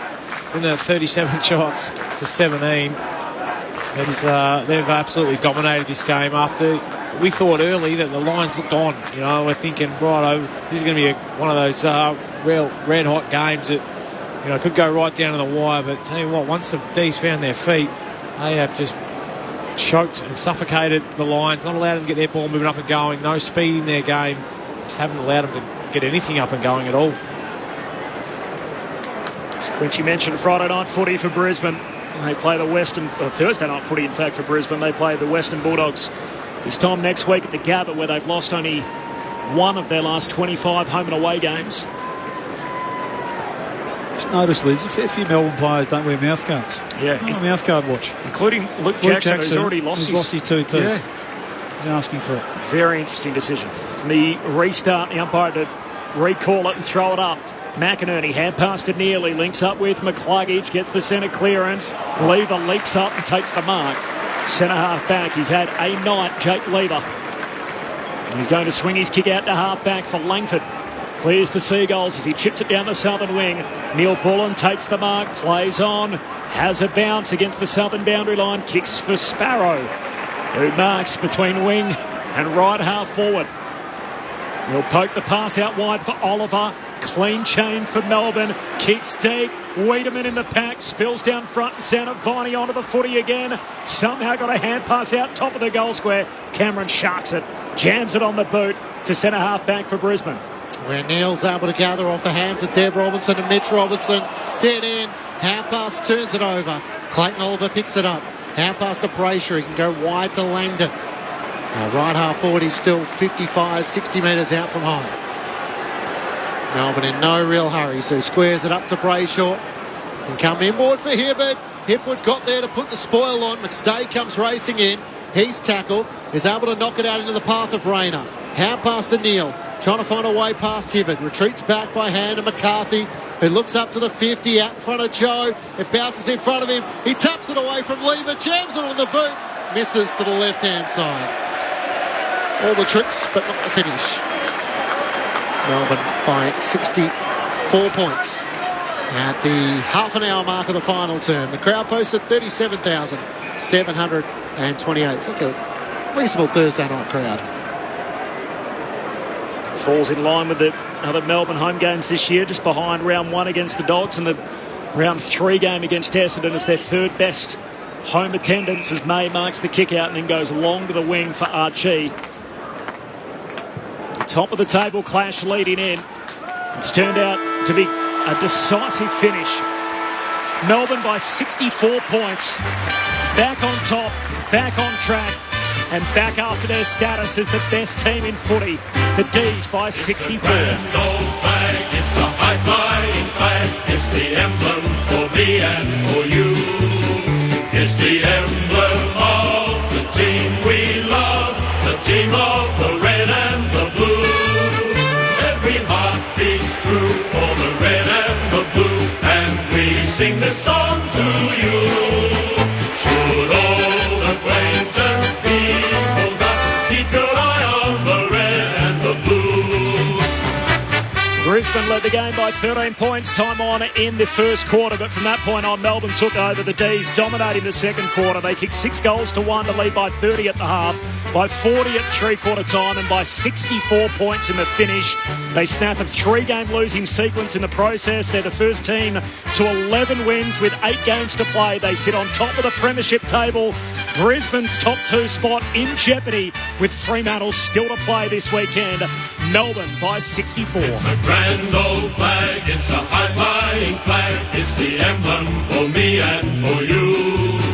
It's the emblem of the team we love, the team of the red and the blue. Every heart beats true for the red and the blue, and we sing this song to you. Should old acquaintance be forgot, keep your eye on the red and the blue. So they win on Stephen May's return. The games that he's completed this year, they haven't lost. He's played 12 games. They're 11-1. The only game that they've lost when he's played was the match in which he was KO'd in the opening quarter against the Dockers. The goal kickers tonight, Bailey Fritsch kicked 3. We had 2 for Harms, who did a superb job on Lockie Neal in quarters 2 and 3, and then 2 also for Toby Bedford, James Jordan and Keziah Pickett. Singles for Jackson, who had a big night in the ruck, going it alone, just the second time in his career without Max Gawn for company. Spargo, Neil Bullen, Sparrow and Brownell with 1 each. Meanwhile, for the Brisbane Lions, 2 for Robinson, 2 for Hipwood, and then singles for Danaher, McCarthy and Rayner. So 16-21, Clenchy, to 7-11. I think we all thought it was going to be close leading in. It's certainly not coming out. Yeah, 37 scoring shots to 18.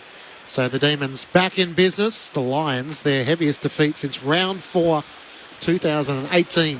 Some problems defensively, isn't there? Their ability to stop sides scoring and getting runs on, I think it's a real concern. Let's look at the inside 50s, 62-43. So not diabolical, is it? But it's to give up 37 shots on goal. That's massive. That's some real question marks on your midfield. Yeah, so it's a team defence. It's not specifically talking about their back six. It's their ability to defend. I think their front half was the issue today. The ball just came when it went in. How many times did you say? 43 times. Geez, it came out pretty easily. For a lot of those. A lot of after quarter time. After quarter time in particular. So, yeah, that's a big concern. Bailey out, yes. Zorko out, who's been a little bit consistent with his form this year with injury, but yeah, I agree. The defensive aspect of their game is a real problem at the moment. You don't often see this. The losing team, the Brisbane Lions, have just been kicking footies into the crowd.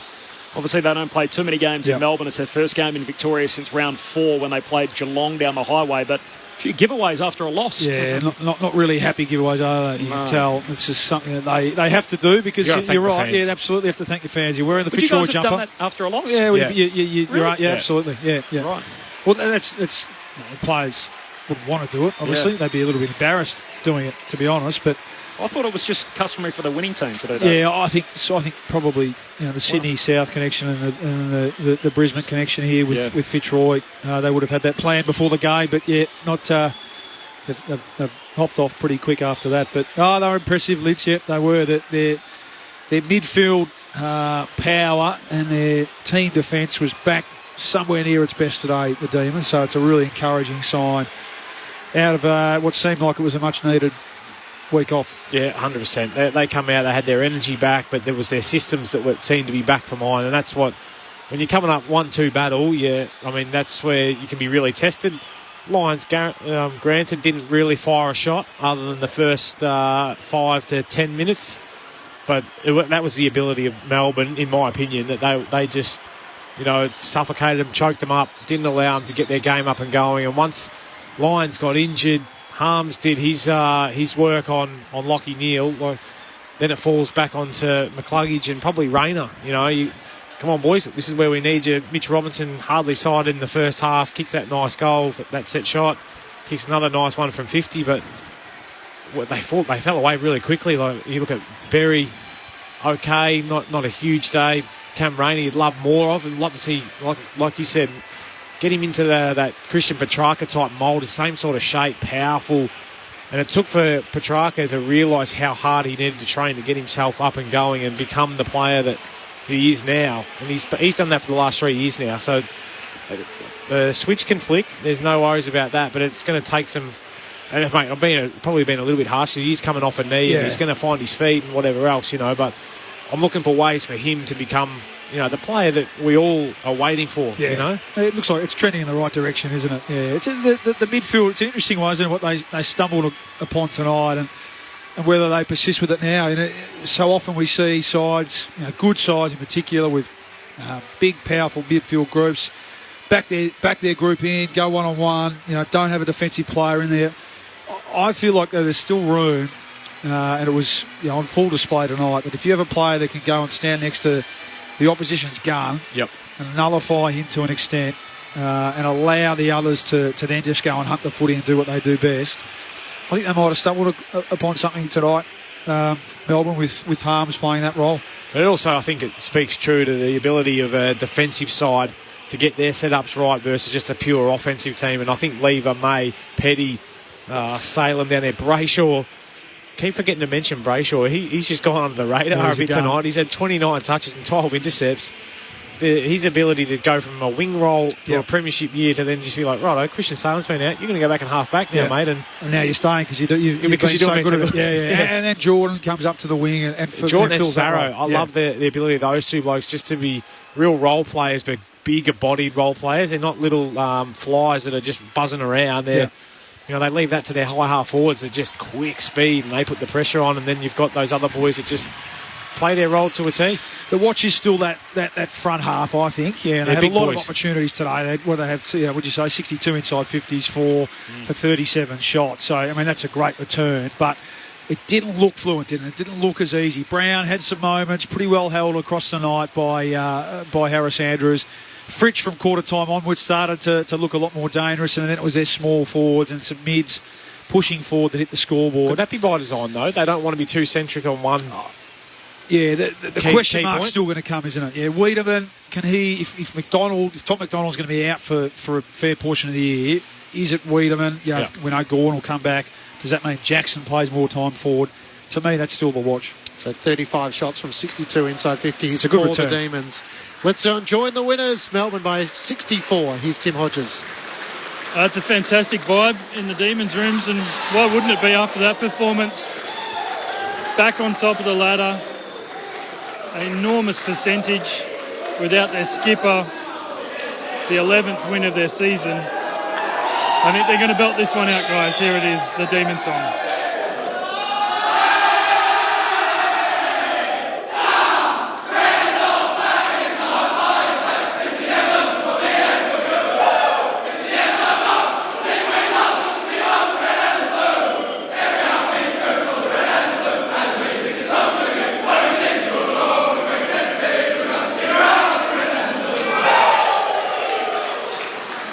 That meant plenty. That meant plenty to this team that's achieved so much already, but I reckon they might have set themselves for this one, and to win it as convincingly as they did must be enormously satisfying. They're heading straight into the rooms. Alex Neil-Bullen will join us after that, but Gary Pert is actually the one telling them all into the rooms, so just wonder whether they set themselves for a really special performance, and they certainly provided that. And we'll have Alex Neil-Bullen for you down here very shortly, Clinchy. Thank you, Tim Hodges. Christian Petrarca seemed to be the class clown in the middle, enjoying it the most. But Melbourne are back on the winners list, 11 wins and 3 losses. And as Corby mentioned, snaps a 3-game losing streak. So, we'll stay on the Ds because I'm almost more interested in Brisbane and what it means for them. 37 contested possessions less, and after quarter time, 14 goals to 4. But Can I just ask a question based off that then? So when the margin's this wide and they're 2 top 4 teams, we all expect them to be in that position at the end of the year. There's always an element of both. But was tonight, and the fact that it was 64 points, was it more good Melbourne or bad Brisbane? I think it's elements of both, isn't it? Oh, it always is, but that's why the question's interesting. Is it? Which one is it slightly more of? Yeah, and how much of it do is Brisbane coming down here and I think it's more of that. Not performing on this ground. More bad Brisbane. Yeah, I do. I think so. Yeah, what they've done is given Melbourne their confidence back, which is I don't know whether that's great for the competition, but I think for the Lions just to be almost non-competitive at times, weren't they? It wasn't like they weren't chasing, they weren't trying, but they couldn't get any flow in their game, and that's probably as to what Melbourne were able to do to them. 7-11 as Brisbane's lowest score of the season, and this is for a side coming in who was the number 1 scoring side. Yeah, they didn't get enough out of their forward group, really. They looked likely early. They didn't take their chances. Like Joey's got to go back. He's got to kick those goals early, really, because that'll hurt him in a final at some stage. McStay had some moments, didn't he? When he gets one-on-one, he looks dangerous and powerful. Hipwood, he's still coming back and from a knee injury. McCarthy started well, but drifted out of the game. And Charlie Cameron, Cameron was really, he didn't have an impact at all. Tried to get in the back half to kind of help with the transition, but it's like Hibbard's in his head. It's almost like he knows, it's going to be a tough day because he's got me for size, he's got almost with me for speed. So that's why I think we saw him further up the ground, trying to get involved there to then burn back. But yeah, I think Hibbard, he was pretty good on him all night as well. First time in 22 games he goes goalless, Charlie Cameron. He kicked 5 against Melbourne, remembering in last year's quali playing on Joel Smith. Yep, that's Smith right. Did his hammy, and Hibbard obviously came back in, and it wasn't Charlie's night tonight. It felt like it was a win for Melbourne's system as much as anything else, that there's enough of the Melbourne way with the personnel back in, Stephen May alongside Jake Lever. Brisbane just couldn't use the corridor all night. Yep. Lockie Neal tagged out of the game. Barely could get an opportunity in front of goal. It felt like Melbourne found a way to defensively get back to their best, and that's sort of what denied Brisbane really any fluency in their game. Yep. Yeah, no overlap, no flow through the middle of the ground, which allows you to get deep entries to one-on-ones, because we know that Lever and May would like to play off, like to read the footy.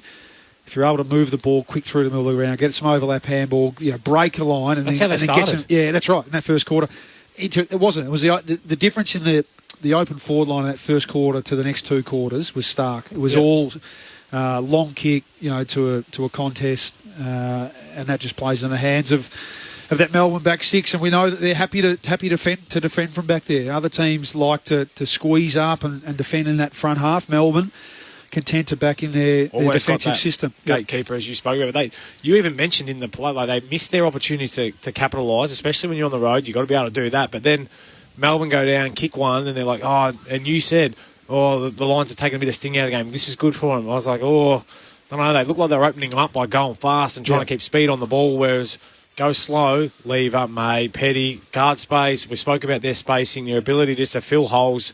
They don't get stuck guarding grass ever. They've always got a reference point, and just makes it so hard to move the footy against them. You go back a couple of weeks, what Collingwood were able to do in that second half with how daring they were with their ball movement. And yes, Melbourne might have been a bit more flat-footed and a bit of fatigue back then, but that's the blueprint a bit. You know, yes, you have to take a risk. You've got to get the hands in the ball of good users in their back half, but take a good calculated risk, get numbers to that contest, you know, on the inside 45, get some overlap run, and really test out their back six running back towards goal.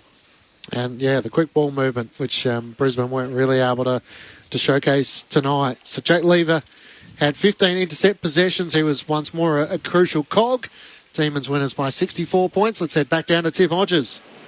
Alex Neil-Bullen has been good enough to come straight over to us. We appreciate your time, Alex. Can I ask a silly question to start? After so much success in the past 12 months, you've just lost the past 3 games, you haven't won for over a month.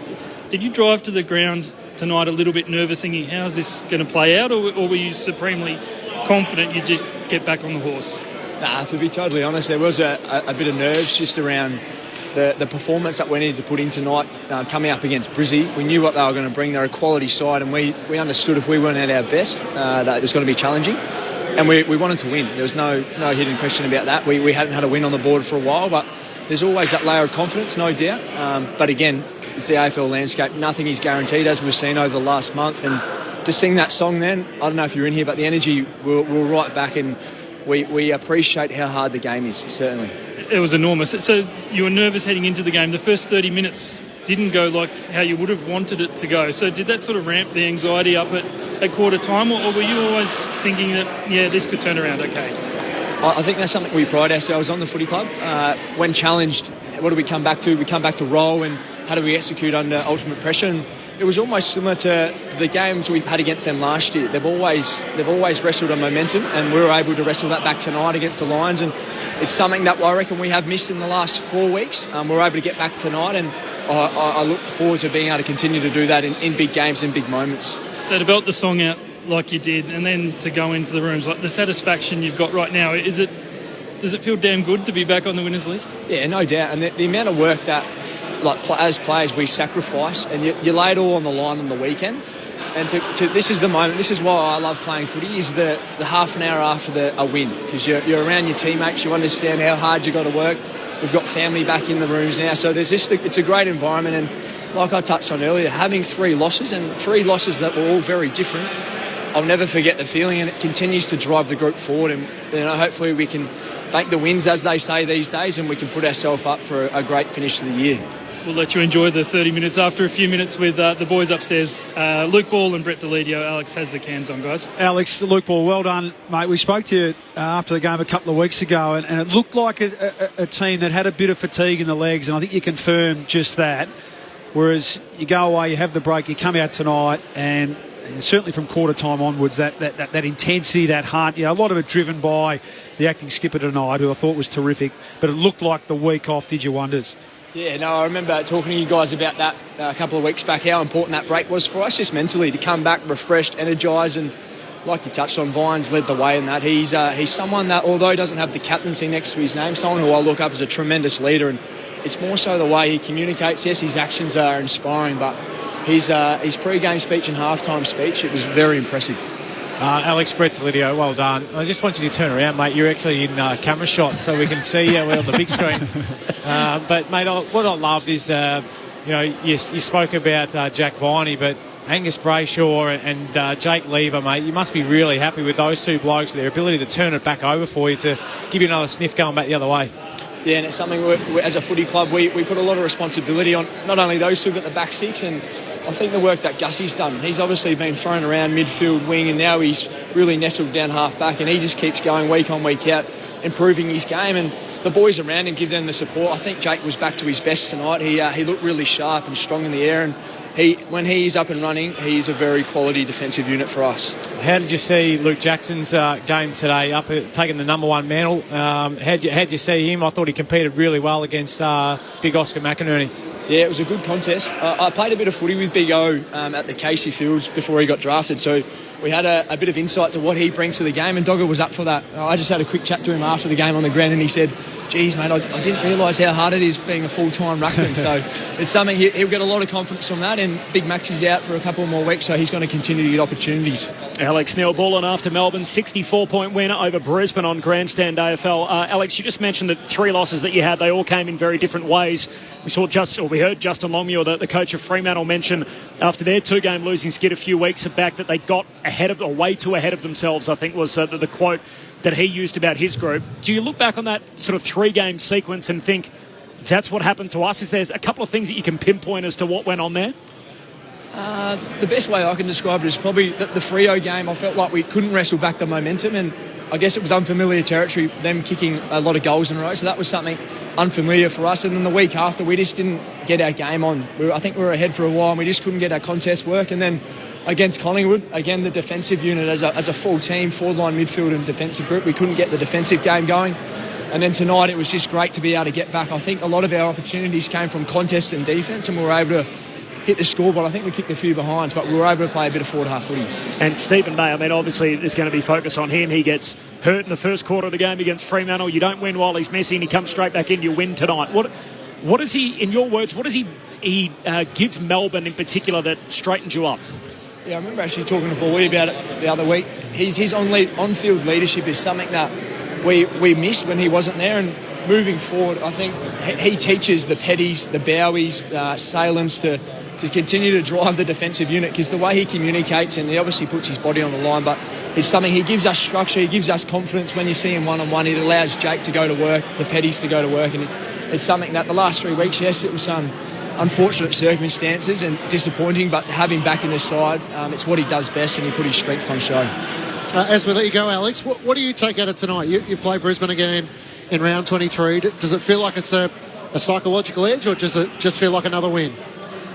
Just probably more focusing on us, the impressive response from the group. I felt like we really got the break right. I'm really proud of our group, and look, we'll play him again. We might even play him another couple of times, and it's just something every game, like I touched on earlier, you've got to respect the game. Nothing's guaranteed, and we're going to continue to drive that mindset within our group.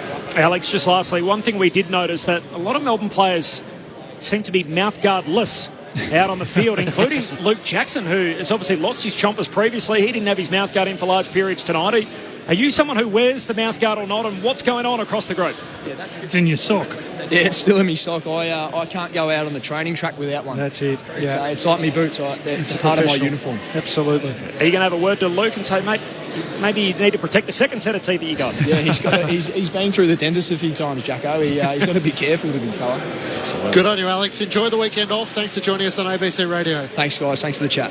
Alex Neil-Bullen, and if Luke Jackson plays like that, he might be able to afford plenty of mouth guards or new teeth. Yeah, he's a beauty, Alex Neil-Bullen. He's one of those. He'd be one of those first magnet on the board every week. You know what you're going to get from him. He's a bit more than a role player too. He's become more than a role player. His ability to impact the scoreboard through setting goals up. And we saw today some of his 1%ers effort. 1%ers even. We don't really get a stat, but he's a ripper, hard worker. Him and Spargo, I reckon, are the two that I've spoken to Max Gawn about this privately. He loves Charlie Spargo and his ability, and Neil-Bullen's right behind. Just their ability to hit the wings and then get back and lock that ball in is something they really value down there at Melbourne. You do feel like you get an insight with Alex, which is credit to him. There's a lot of players who don't give you that, but we played our roles and we executed under pressure. And I look forward to continuing to do that in the big games to come. Yeah, and just the satisfaction they got from winning again. You could tell. Yeah, and the admission that they were nervous coming to the ground today, because they're unfamiliar territory where they've been over the last year or so. Three in a row. Had a week off, a little bit of internal stuff with with key players out. So you could tell there was an element of relief in that last quarter, I think, as well. I love that he remembered chatting to us after the Queen's birthday. Your mates, Saboli. They're tight, mate. Yeah. I always think after when players do these interviews post-game, I always think it's just must go straight over their head. They've just come straight off the track. And he actually recalled some of the stuff he even told us, not just that he remembered doing it. He's an intelligent guy and a deep thinker. Yeah, no, he's one of our favourites. Can we say he's one of our favourites? Yeah, he's ABC's favourites. Yeah. Now, we're still going to get the 3, 2 and 1 from the ABC Footballer of the Year, but Mikey from Bendigo probably hits a chord that a few Brisbane Lion fans might feel. Love what Fagan has done for us, but I don't know if he's the coach to take us to the next level. Ooh. What do you think? Geez, off the back of tonight. I think so. I mean, they were very disappointing tonight, but it's pretty hard to knock the job that he's They've been up done. there for the last 3 years, haven't they? Yeah, they have. Near the pointy end, they just haven't been able to. You need so much luck to get there at the pointy end, and that's. I don't know. I think he's got to be doing something right if he's there. So are they in better shape at this stage of the season than they were last or the year before that? So this will be their 4th run at it that they've been up there this late in the season. They obviously have that finals record where I think they've got 1 win in 6 finals. At full strength, I think. And opportunities at home last year they had. So you feel like they are a different team. You know, I mean, most teams are, aren't they? Better team at home, but the difference when they come here is a bit stark at the moment. But it's the ability to restrict scoring. That's the biggest concern. And they've got a few issues to fill, and they get some players back, and that'll clearly help. But both ends of the ground and just their general ability to be able to defend the ball going from one end to the other is a real issue at the moment. I think all those finals just about are at home. They finish top 2 every year.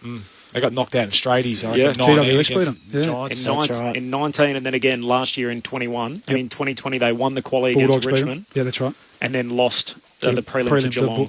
Yeah, that's right. They lost 10 percentage points. They went from 134.2 to 124. That's a big hit. It's going to be tight at the top this year. So, yeah, that's a big hit.